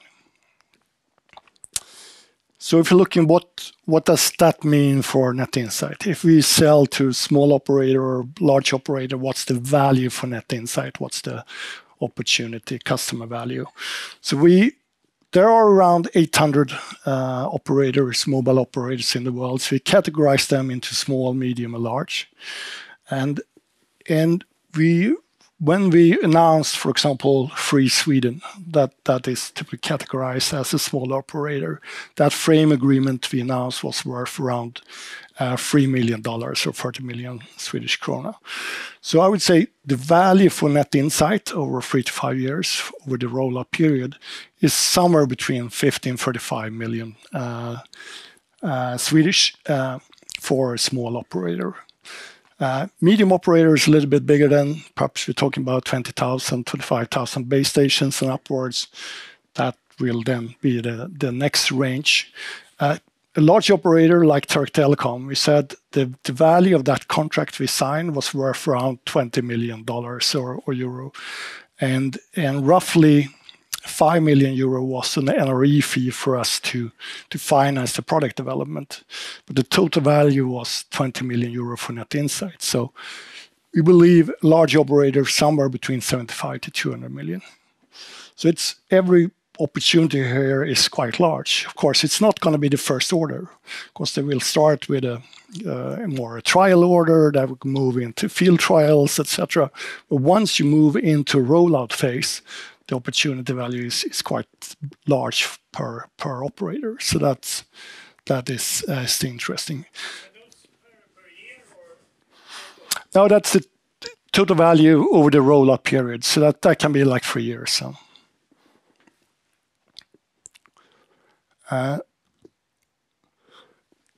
Then we also categorized and prioritized all the different operators, mobile operators in the world. So we both looked at what type of operators they are. Are they incumbents? Are they challengers? What type of buying pattern do they have? But we also looked at what type of networks they have. Some of them have very homogeneous. They own all their fiber, and they invested in a single platform. That makes it easier to provide time than if you have a more heterogeneous network with many different vendors, fiber, IP, MPLS, microwave, etc. This becomes much more complex and difficult arena. And perhaps you don't even own all your infrastructure because you're leasing capacity. Over 60% of the operators, even more, I think 70, 80% of the operators are leasing capacity from others. That means you're not owning the routers and optical switches. It means you're not controlling the distribution of time across your network. So there, an overlay solution like ours is much more interesting, of course, because then all of a sudden you regain control and sovereignty of your critical function like synchronization. So this part is our prime focus. And the interesting part that the challengers with heterogeneous networks, that's only 20% of the world's 800 operators, but it represents a quite large part of the total addressable market for us. So we don't need to go after all the operators at once. So a little bit also, where are we now? As I said, we signed a contract with Turk Telecom back in, I think it was November 2021. We released the products April 2024. So in essence, we had around 18 months to do the trials and start getting in the customers. As you can see in the beginning, our focus very much in Europe, and we also went into North America. But we're starting to get more traction also outside our core markets, and especially now in APAC. And APAC is quite, not all countries in APAC, but selected countries in APAC is actually on the front line of 5G development, especially the 5G standalone development. So it is interesting, and this is definitely a global market opportunity for us. We also was interesting. We also had our first media customer this summer that actually bought Synthi, and it's going to be used for synchronizing all the events and stadiums in a big live sports event this winter. So it's also good that we can move into and make use of existing customer base. I know we get a lot of questions from you. Why don't we see big uptakes, big ramp up? But it is a process to sell into telecom operators. You move from sales discussion, you get interest, you move into POC. Typically, you need to go into lab trials to certify the products. And today, there's a lot of security compliance. You need to comply with all the security guidelines, etc. Before they move you, and then you have to have successful POC in the lab trials to move into field trial in the live network, in the real deployments, and then after that, typically move into first pilot installation, a more commercial pilot installation. So we have today started 28 POCs. This quarter, we're starting another two quite large operators. And success, we haven't failed on any POCs. So, there are no failures in the technology. And I think that's reason for that is it's based on, it's not new technology. It's more the product that is new. And then we have roughly over 15 commercial customers today. So we have a conversion rate of around 50%, which I think is pretty good. Most of these are still in commercial trials, commercial pilot phase. 4 of them have now reached a rollout phase. So it's of which 3 are with 5G operators. So it's a little bit step by step, because once you're here also and decided, okay, now we want to go, use your products for our synchronization. It's still a lot of things. We need to do the network planning. We need to do the negotiation with the procurement. And in some cases, there's also budgeting, because the rollout is budgeted for next year, etc. Right? So there's some time that we're even from going from being selective POC until we go into full rollout. It can be 12 to 24 months before we start seeing rollout. So typically, you'll see 2 phases or 3 phases: POCs, commercial trial orders, and then rollout phase. Again, when you as a operator has said that I want to go away from just relying on GPS, and I think there's a big difference. When we started talking to operators 3-4 years ago, most wasn't really aware that, now I moved to 5G, I need time synchronization. So that was quite unknown for the C-level at many other operators. That's totally different today. They're quite aware that they need time synchronization, and they're quite aware of the vulnerabilities of GPS. So we are in a totally different position today. And you can say it's thanks or due to the geopolitical situation. It's not just in Europe. We have a lot of geopolitical conflicts around the world, unfortunately. But that makes that a lot of the operators see that they need to move to a network-based synchronization for backup and for higher resilience. And that's now further fueled by them moving into 5G standalone and enterprise services. Again, they need more secure, more uptime to be able to provide SLAs, because we're talking about industrial automation, mining, ports, even self-driving cars. If that's relying on the 5G network, it needs to be very secure and very resilient. So how do you build? As I said, first, people looking at, I put large cesium clocks at the end, and I use this PTP. I upgrade my network to be able to provide PTP out to the base stations. Most operators realize that's a huge cost, and it's a huge complexity, because it's hundreds of thousands of components involved in that. And when you upgrade your network, what's going to happen? So the good thing is you get full GNSS resilience if you get lose GPS, but the network cost can be very, very high for most operators. There are still some that have done this, but the more common approach people look into is some type of hybrid. How can I combine this PTP more in the access, where I typically upgrade it to my 5G radio access networks that are PTP enabled, but I've now put a sync server from these oscilloquartz or Markchip or NetInsight. And I put this in all the regions, and for a small operator, that means a few hundreds. A big operator means a few thousands of those sync servers. And at each site, I also then put, as a reference, I then need to have the GPS, because I can't put a cesium clock at all those sites, and I still need to connect all those sites. So that's the problem. If you have not PTP enabled your network, you can't connect them. So you're still reliant on GPS. So what you do is you put a more expensive clock there for holdover. So if you lose GPS at that site, instead of having perhaps a few hours of holdover until you start getting degradation in your service, you might have 1 or 2 days.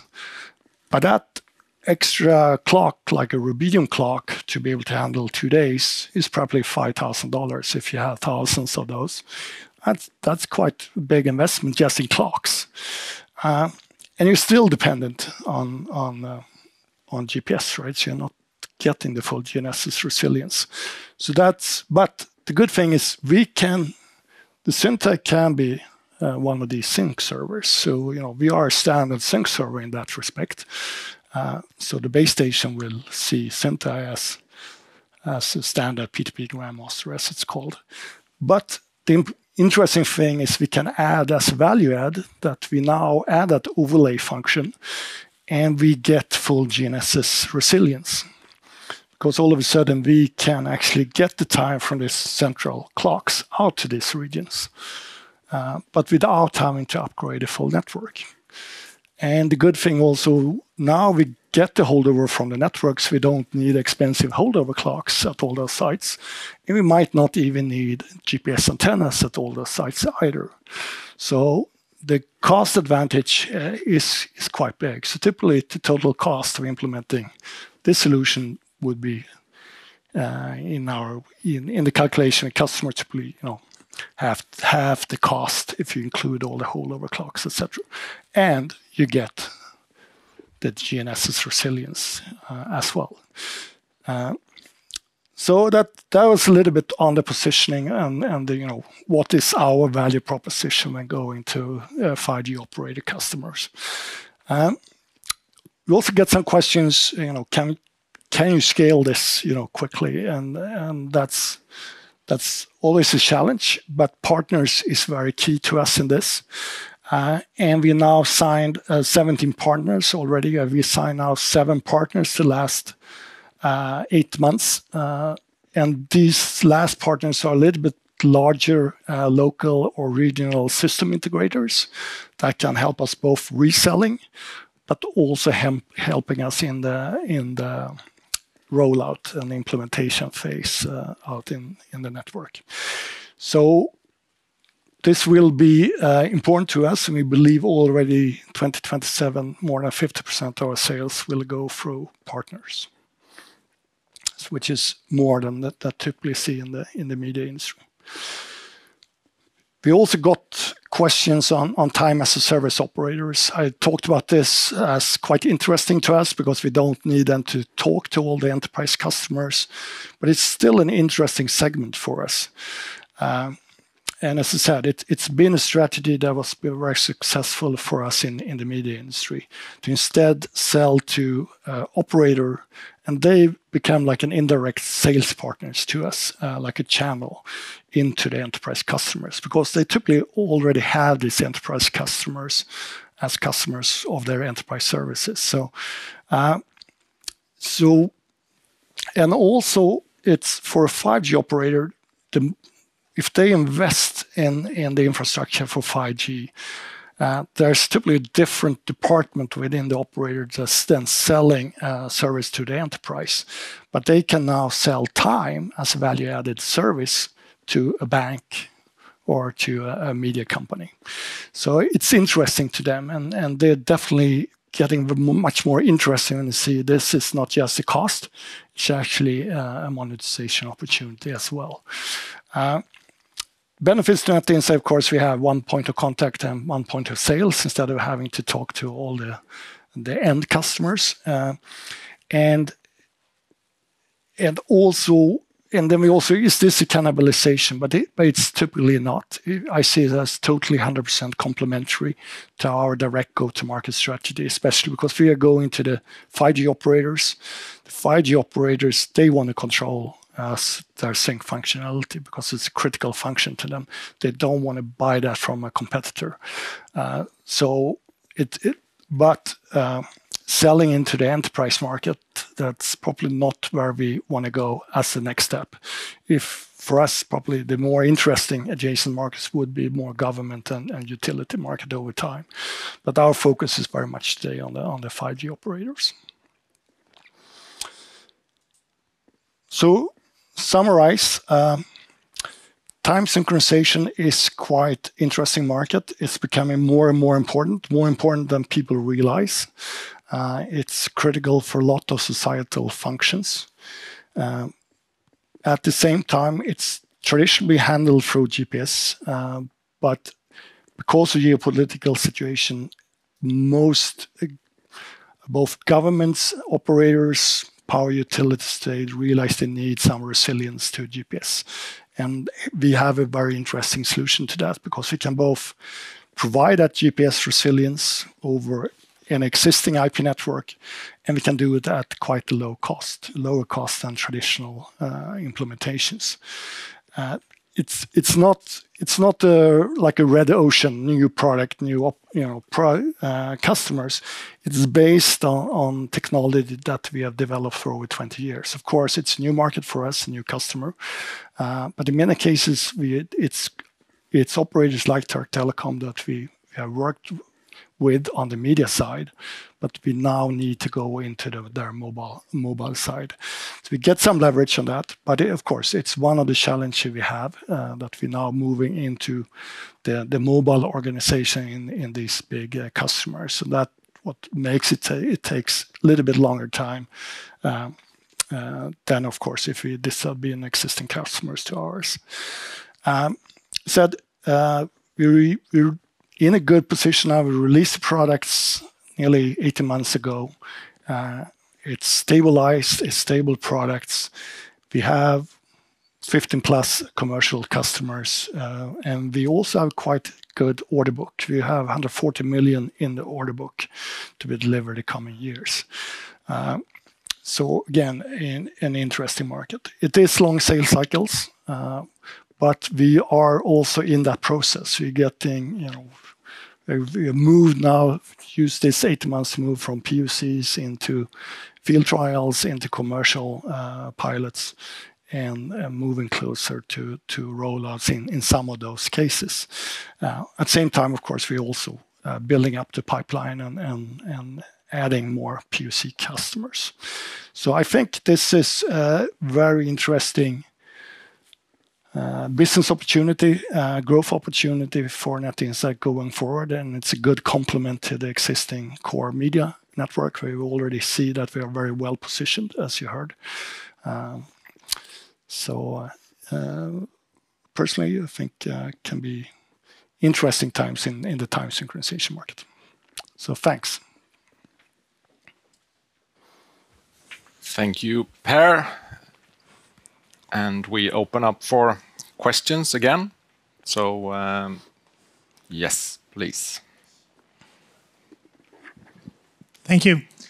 I have a few questions, but I'll start with one and leave maybe return later on. Turk Telecom, 5G auctions in Turkey are about to happen, and etc. Can you comment on that? Have delivery started, etc.? Yeah, good question. Yeah, that auction has been delayed for nearly 2 years now. But yes, good news is that they now set the auction date for October this year, and we were down there, 2 weeks ago, talking about how to start doing the network planning, and yes, they started installations, and they are convinced that they will now start to roll out. The ministry also said that the launch day of commercial 5G services from all 5G operators in Turkey should be April next year. So they need to really start rolling out to be ready.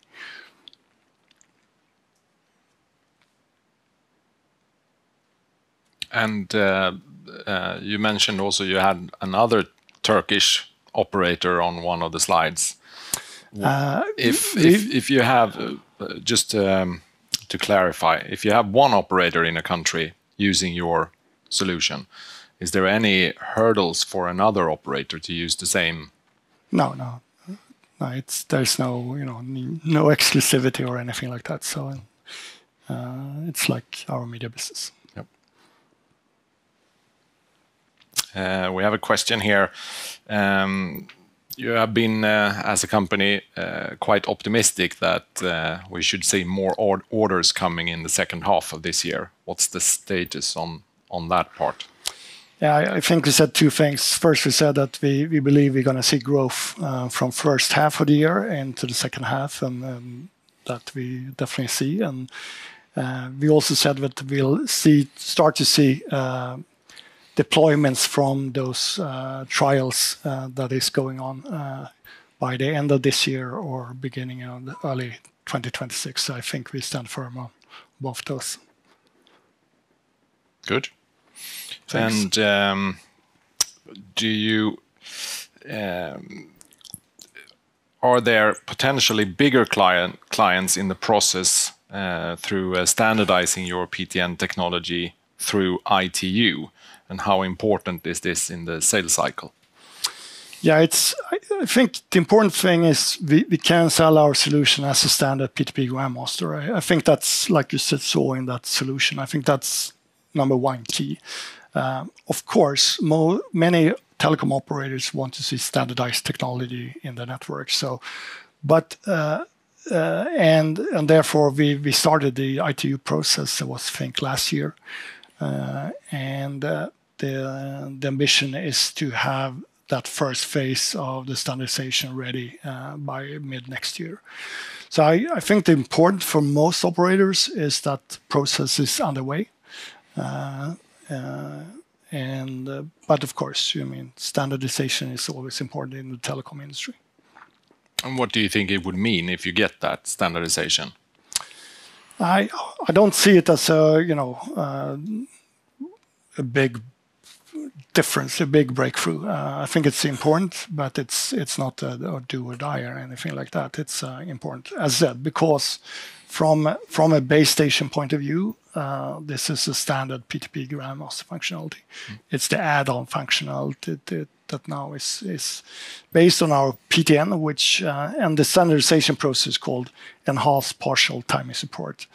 And of course, a lot of the proposals for that standard is based on the PTN technology that we are using. Another question from the online audience. Are all 28 proof of concepts still ongoing, or have some decided to move on with other solutions? I said 50% of those have moved into commercial trials or pilot phases, so they've moved further down the line. The rest of the 50%, some of them are still ongoing, some are a little bit in a wait and see situation where they said that this looks really interesting, but we waiting until we are going to invest. But I think, as I said, 50% conversion rate, I think is very, very good. And what could be the reason for waiting? If this is because you do a good pitch and why are they hesitant? No, I think have a reading that big analyst firm on the telecom side that they made a survey, I think like 18 months ago, and they asked all the operators, are you going to move to network-based synchronization? And at that time, it was 44% that say, yes, we will move into network-based synchronization. I think that figure is higher now, but it's still a process. And as I said, I think it's also when you move into adding critical services into your 5G network, then it becomes critical. And then some customers, of course, are more realizing that GPS is a direct threat to them today because they're getting attacks and jamming and spoofing in their countries, so they need that resilience. So of course, they are more prone to invest short term. I would say, yes, I see I need to do it, but I can wait 12 more months.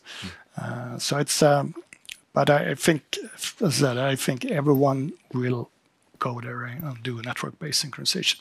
And actually, it's not all bad, right? That they have not already invested in network-based synchronization, because our solution getting stronger and getting more awareness for every day out there.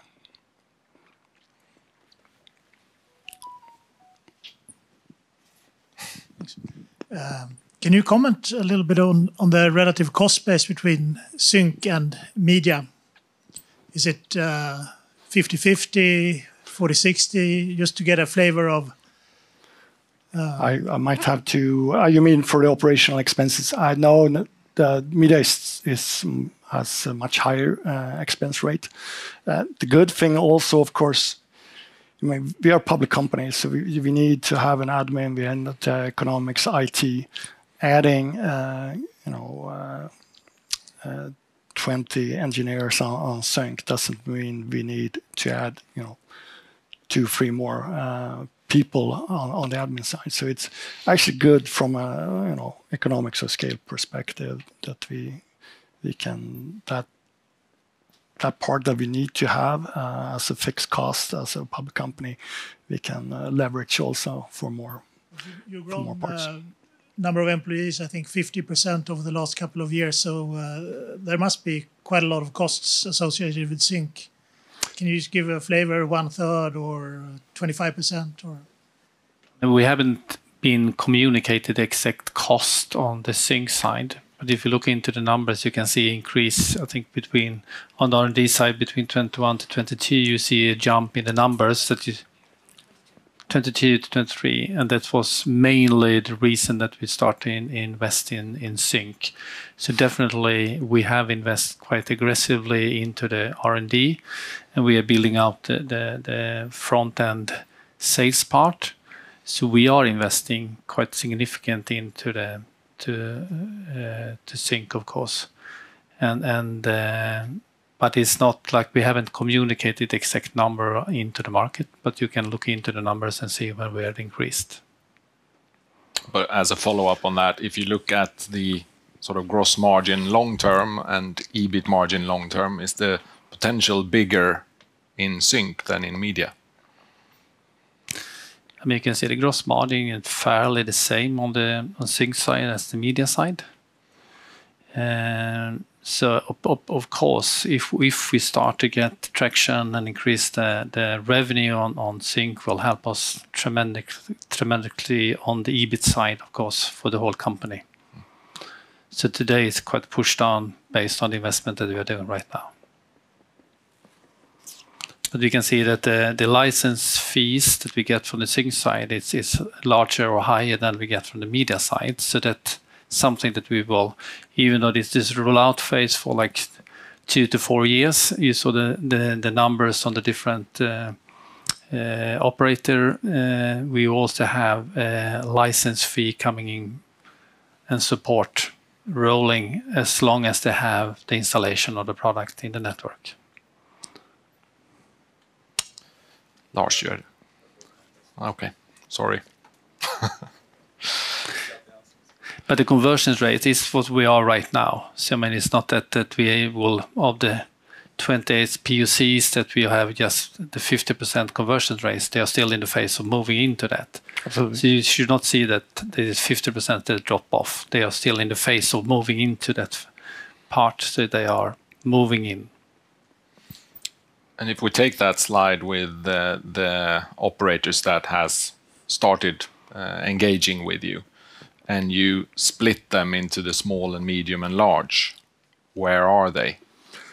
I haven't made a math on that, but it's quite spread. We have a number of quite large operators in the doing POCs. As I said, two large ones starting POCs also this quarter. So, and we have a small and we have medium, and we want to mix because typically the smaller are a little bit faster to do in the process, because the larger tend to have more larger procurement processes. But we also, of course, want some of those big ones as flagship reference customers, and yeah. And you mentioned, there was a question online, if the Turk Telecom order was 220 million, of which 50 was development, are they seen as a large operator in comparison to, for instance, Verizon or AT&T? Is 200 the largest you could get? No, well, I would categorize. They are doing a full-blown rollout, so that they are, but I would categorize them somewhere like a small large or a large mid-size. So they're somewhere, that they're definitely larger company, mobile operators out there. Yep. Can Syntai be used for AI as a data center synchronizer? As AI, we are looking. Well, you can say what's important in AI is time synchronization is important also in AI, especially if you have distributed data centers and databases. And we're also looking at AI because what we're doing is we're collecting, hundreds of metrics from each of those sync servers in the network, and that gives us a very good feeling for what is the health of the network. And this is something we're getting feedback from the operators. It's very interesting because you get real-time health monitoring probes of the status and health of the network. So this is something we looking to explore further on in our journey. And when you start doing that, we're starting talking about huge data lakes. That definitely where AI would be very beneficial. Another question online. You say that it takes 12 to 24 months from the first POC to roll out. Is that since Syntai was launched? Because you've had a lot of POCs for more than 24 months, from what I've understood following the company the recent years. Yeah, well, I think the good news for us was that we had our media product. So some of the customers that wanted to test, we could deliver our media products for them to test. But of course, that was not media standardized, and they wanted to test the real thing. And also we needed to go through the certification in their labs to, all the security guidelines that, the new product handled that. So except for some exceptions, all of them wanted to test the Syntai, not the old Nimbra products. But it was still good for us because we were able to go out and talk about it before we actually had the real product on the market. So it created a lot of awareness for us. And an obvious question when you are talking about partners, why wouldn't Ericsson or Nokia be a good partner, because they have the relationship already? I mean, they have their own sync solutions based on standard P2P, and I've been working with Ericsson for many years, and that's a huge company, right? Sync is quite niche for them, and I think if we win a couple of really big ones, then we might get into discussions with these companies as well, because then we are complementary to their solutions. I don't see that as happening in the near term, and I don't think that's not calculated in our figures. And if you take that slide again with all the operators and companies that you have signed, if all of those would become customers, how big would the order book be? I think I had the compound figure there, right? So let's go back to that one. But it's big, right? It's what's it? There you had it. Yeah. So if we win all of those, somewhere around 2 to 5 billion Swedish or dollars. Yeah. But that's the total addressable market. But for the ones that you have now in the pipeline, yes, or in the POCs. Yep. Then you can do the maths backwards, right? It's significant, right? So 28, even if all of them would be small, that's decent sized, and some of them are also medium and large. So I leave that to you to do the math. We will. Any final question on the time sync? Let's see if I had something. One thing that pops up sometimes is that the spoofing and jamming is maybe in more emerging markets and war zones, perhaps. Is there a risk that the market will be tilted towards that type of geographies? I think the difference, as I said, definitely the security concern has been one of the drivers, and definitely fueled by this GPS jamming that we see in conflict zones. But it's not just Europe and Ukraine, unfortunately, anymore. We see it in many parts of the world. But I think what's interesting now, with moving to 5G standalone, there's also a business driver for moving to a more resilient sync. It's not just spoofing and attacks. So you need to have high uptimes, and relying only on GPS and GPS antenna is a single point of failure. No operators want single point of failures in the network when they have critical infrastructure. So I think we're moving now into business drivers instead of just security drivers. So I think that's important for us. And maybe a very trivial question, but how does it work when you have the Turk Telecom order and you have a quite large part of the order book still remaining, and the rollout starts again? Do you recognize the revenue once you have installed the product? And is the product a physical hardware, or is it more software? That's a good question. No, we recognize revenue when we deliver the products. So when we ship it from Sweden to Turkey, that's when we recognize the revenue. And the products is a little bit like the media. It's both hardware and software licenses, and then on top of that we add the support and also like a subscription of the software. So that's that they can buy a subscription for getting all the software updates and upgrades in the future as well. So it's a combination of those 4 different parts. Yep. Very good. Any final question on the time sync unit? If not, we take some. Do you want to say some concluding remarks? Yeah, first? I have some very short conclusion on the strategic initiative. I think we've been talking about that during the presentation, but just to wrap up.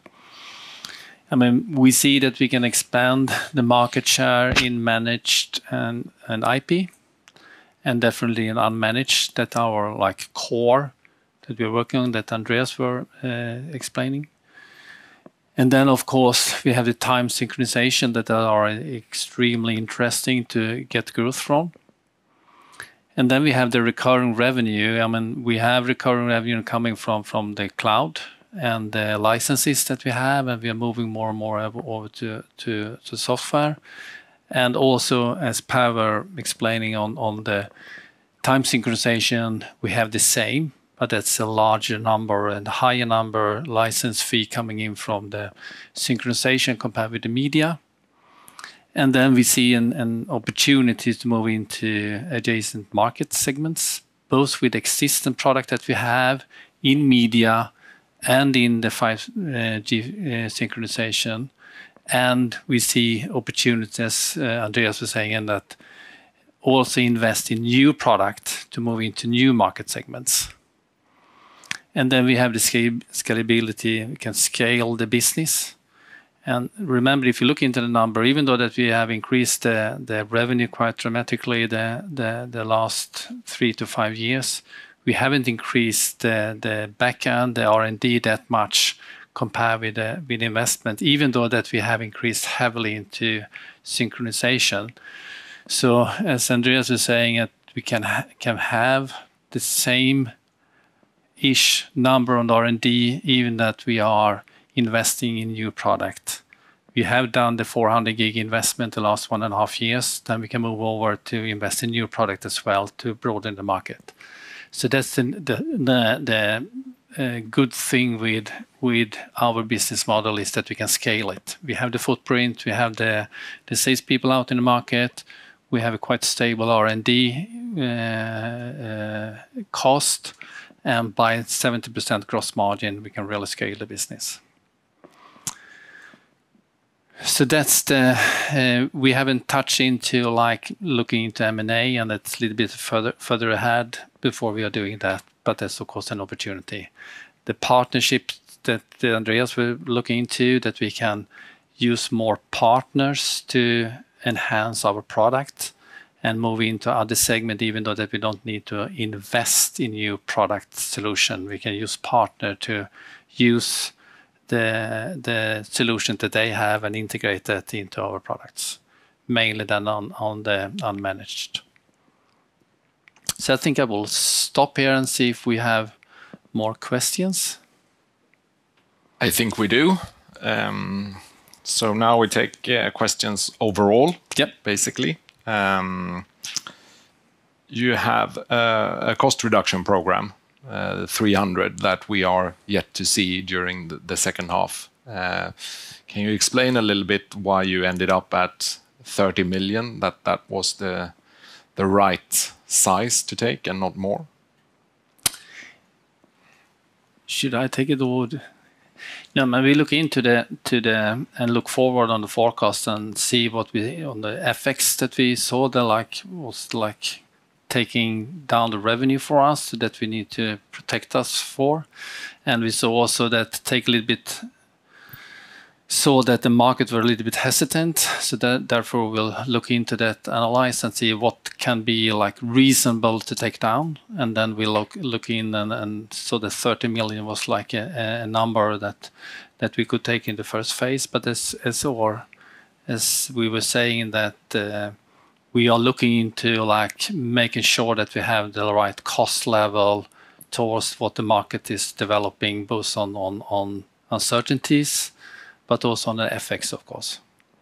So, and I think it was a good move of doing that. I mean, we have been growing the organization the last 3 to 4 years, and then we took an overview of the organization, and so that was a good opportunities to do some scaling and taking away a little bit of cost that we have in the organization. So the 30 million was still like the first phase of what we are doing, and then we are always looking into cost over going forward. And looking at the financial target, the 15% CAGR, how is that built up? If you split it into media and time sync, what is needed in order to And of course, we saw when we set that target, we saw, of course, that the sync could take quite a substantial part of the growth, even though that we have had a good growth on the media side. We saw the delay in the rollout of the Turk Telecom network, with a little bit taking down the growth that we had expected. So the short term was coming from media, as we also had good traction on, and the second phase of growth was coming from sync. Even though that we continue to see good potential of growth in the media side, and we will continue to push that. So that was the two combination that we were looking into when we set the target. The EBITDA levels were more or less the same, that we saw that we are building up the revenue coming from sync, and we saw like in the second half of the period it should like, kick in and increase the EBITDA level. And of course, everyone understand that if you look at the overall EBITDA level, it's been taken down by the investment that we have done on the sync side. So the media is really doing well, and it's generating a lot of cash that we can invest in, like in the sync side. And when you look into the second half and also into 2026, you have taken some good orders announced and perhaps also not announced orders in the media side. You have new product launches. Yep. Can you say something about the difference in the 400 giga product versus the 100 giga product, and how that can impact? And then also on the time sync, we asked before about the positive tone you have had towards the second half. Yeah. What do you see besides the Turk Telecom deal restarting? Should we start on the 400 gig side, because I think that's quite an interesting part. Would you see the benefits with 400? Would you like to take that, Andreas? Compare with 100 that we launched. Yeah. I think what's interesting when you think about the 100 to 400 gig is, as we talked about the total cost of ownership. I think comes with different things. First of all, there are some requirements, I think, to have more capacity in the network. That's number one. I think the other thing we see is that if you're a service provider, go out and buy 100 gig links, there is a threshold at some point to be established where actually you're better off going to 400 and then buying a multiple of 100 gigs, if you see. So actually you can, hypothetically, you can buy, let's say, 200 gig links to the same price as 400, so you get 200 gigs for free in terms of capacity.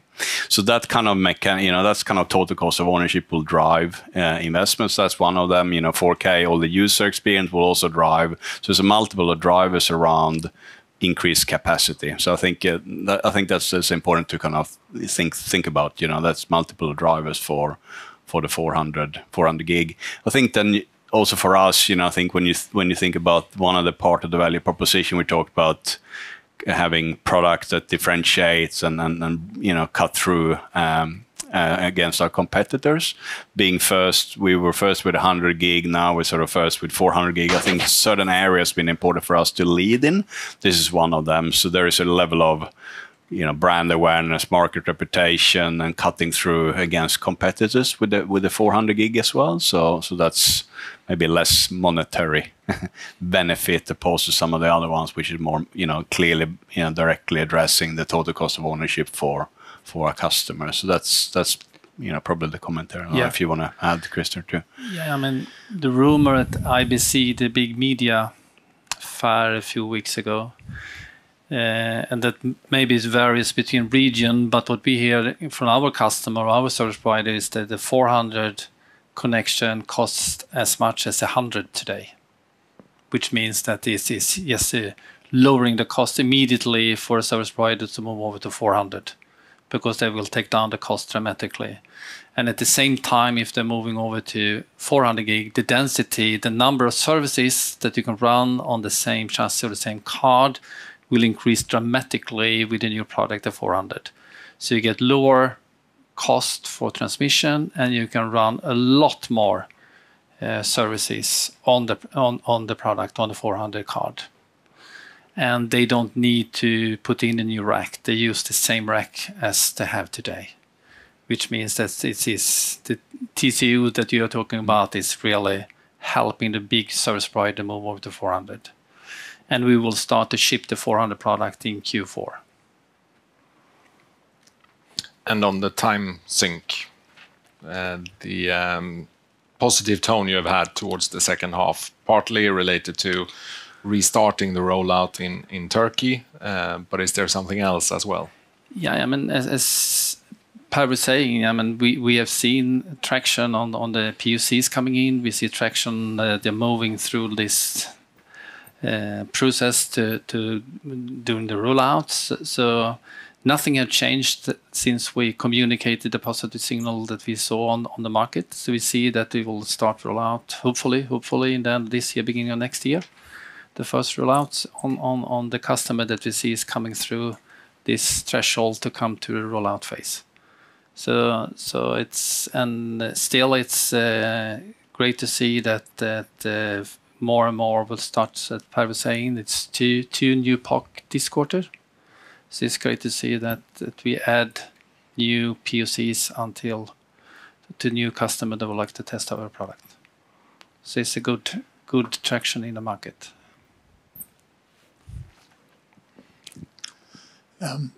If you had a windfall of, let's say, $50 million and you had to spend it on R&D, what area would you spend it on and why? God. Yeah, I think you need to help me. No, I think that, I mean, definitely we have opportunities in the media side. As Andreas was saying, that we can develop adjacent product in the same market or customer segment that we are into. So I think that would be the first phase, accelerate that to broaden our portfolio for existing customer. And then we see like an interesting part that we can move with existing product into new customer segments that probably require more front-end resources to move into a new customer segment, but we will use the same product that it has. So I think that's the two parts. The third part, I think it will be even accelerate unmanaged.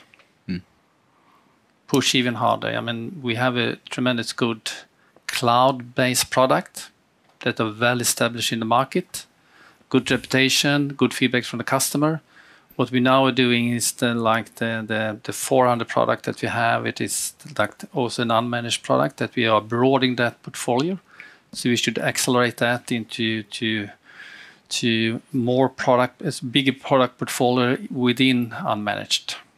We have that on our product roadmap, but we should accelerate that. Sync, I think it's this moving, going from 5G into more aggressively into, as Per was describing in his picture, and we know this is number of new customer segment that we can move into, but then we need to have more front-end people running into those different segments in the market. So that has been obvious next step for the sync. Accelerate that. Be more aggressive, have more people running into those customer segments. And then be prepared for the power grid segment. When do we see that increase attention to the GPS independent solutions to prepare us for that? Have I missed anything? A wish list? Do we have anything more? 50 million is quite a substantial number. Yeah. I guess if you combine CapEx and R&D, it's roughly 100 million. Would you say that that is a good level for the coming years as well? To increase, you mean? No, to keep. To keep. Yeah, I mean, as I think Cecilia was saying, that we don't see that we will increase the R&D budget. Compared with revenue, it will go down. We see the target is like 20% of the revenue. Yeah. And we have one question on the cash flow. You highlighted that you will tie up more capital to working capital, and it has been negative for quite some time now. Yes. Can you reassure us that you don't need a new issue? In the cash flow, as you said, the working capital has been tied up during Q1 and Q2. And the one that we are doing now that would be tied up in, you will see in the figures in Q3 and Q4, is the last time buy. And as we see now, we have the cash that we need. So it's nothing that we see that we need extra cash for that. And the component cost would come down. By how much will it come down? We haven't communicated, no. but that's the FPGA is definitely the highest cost components on the cards. So that's quite a substantial number. So that will come down. So it's not dramatic, but it is visible for us, absolutely. Yep. And question from the audience, how much does the tariff discussion in the USA hurting the business? I mean, extremely hard to say exactly the number, but we definitely see uncertainties in the US. And of course, we constantly look into the tariff. It's a little bit less turbulence right now, but if you go back a quarter, it was very, very turbulent. We didn't know exactly from day to day what will happen, and the customer didn't know that either. So I think that the tariff is much more under control. Yeah. But even though that, Cecilia was saying, it's a cautious market. Yeah, I think that it was more problematic in Q1 and Q2 when we didn't know. Would we continue to be exempt, or would we be included in was now in August when it was 15% for the whole of EMEA? So I think that now when we have confirmed that we are exempt right now, it's clearer for our customers. But of course, everything can change. Yeah. So we need to follow that all the time. And a question on the synchronization. You say that 4 are now into rollout phase. Which months starts the first volume batches? When do they start to be shipped? We cannot just communicate that exactly which month it will be. Week? Week, day. No, I mean, again, we see a positive trend, and we see that as we have communicated, we see like increased revenue in the second half, and we see rollout in this year, beginning of next year. Another question on how do you view stock dividend in the near future? Stock dividend? Va? En gång till. Yeah, I mean, we have from the AGM and that we can buy back shares for 50 million, and the board communicated in Q2 that they haven't taken any decision. So that's up to the board to decide if they would like to do that or not. And one question that usually pops up from time to time is how management is incentivized. How does that look like in Net Insight? And what KPIs are you measured on? Yeah, I mean, we have just launched a share incentive program with measurements that Cecilia can communicate. Do you remember them? 2 of them are aligned with our long-term targets, so it's growth and EBITDA, and the next one is ROCE, so return on capital employed. So it's quite linked to our performance, and it's 1/3 divided. And what's the ROCE target? It's return on capital employed. Yeah. Yes. But what's the target? No, we can't. We haven't gone out with that. So okay. One other question on the media side, basically. If customers can delay orders, does that mean that it's more nice to have rather than need to have products? I can comment on that. I think it comes back to depends on the use case. We talked about the different reasons for a customer buying. I think in some instances many instances they need to buy because they want a contract, they need to be built out to more venues, and so forth. New rights deal has been taking place, so they need to build out. But of course, when you look at maintenance investments and so forth, there's also an element of, do you do this year or do you wait? Of course, there's always an element of that for that part. But you can, as I explained, there's a number of other drivers which are important. They're mission critical, driven by the business and so forth. And again, failing is not an option in our industry, so to make sure nothing breaks. So I think, yes, it's mission critical. It's not a nice to have by any means. But having said that, sometimes you might want to sweat the asset and take some risk exposure if you're a service provider, and prioritize, investing in one area opposed to another. So of course there is always an element of juggling your capex budget that you have, but for sure we will always be mission critical, I think. And it can be combined. So like the venue deal that we did in Q2 was the push from the customer for higher capacity due to the fact that they will have a high quality, which meant that the service provider needed to upgrade the network to be able to support that need from the customer. Correct. So that's like the combination, of course. Yeah. And they would like to do that before the league start in US, and it start like right now. Yep. Yeah. And now, since we are a bit into Q3, it's only a couple of days left. Is there anything that has changed in the sentiment in the market since the last time you communicated with the market, the Q2 results? No, definitely not. And I think that we have now, if you go back a few years, we have like a low visibility of the coming quarters. But I think as you probably have seen, like in Q1, we already in Q4 saying that, or even in Q3, we're saying that we saw a little bit slow down in Q4. In Q4, we say it'll continue into Q1, but we see a pickup in Q2. So we have a visibility of the pipeline of order coming in. But of course, if it's a cautious market, then one order can be pushed out. But we have a much more stable forecast ahead.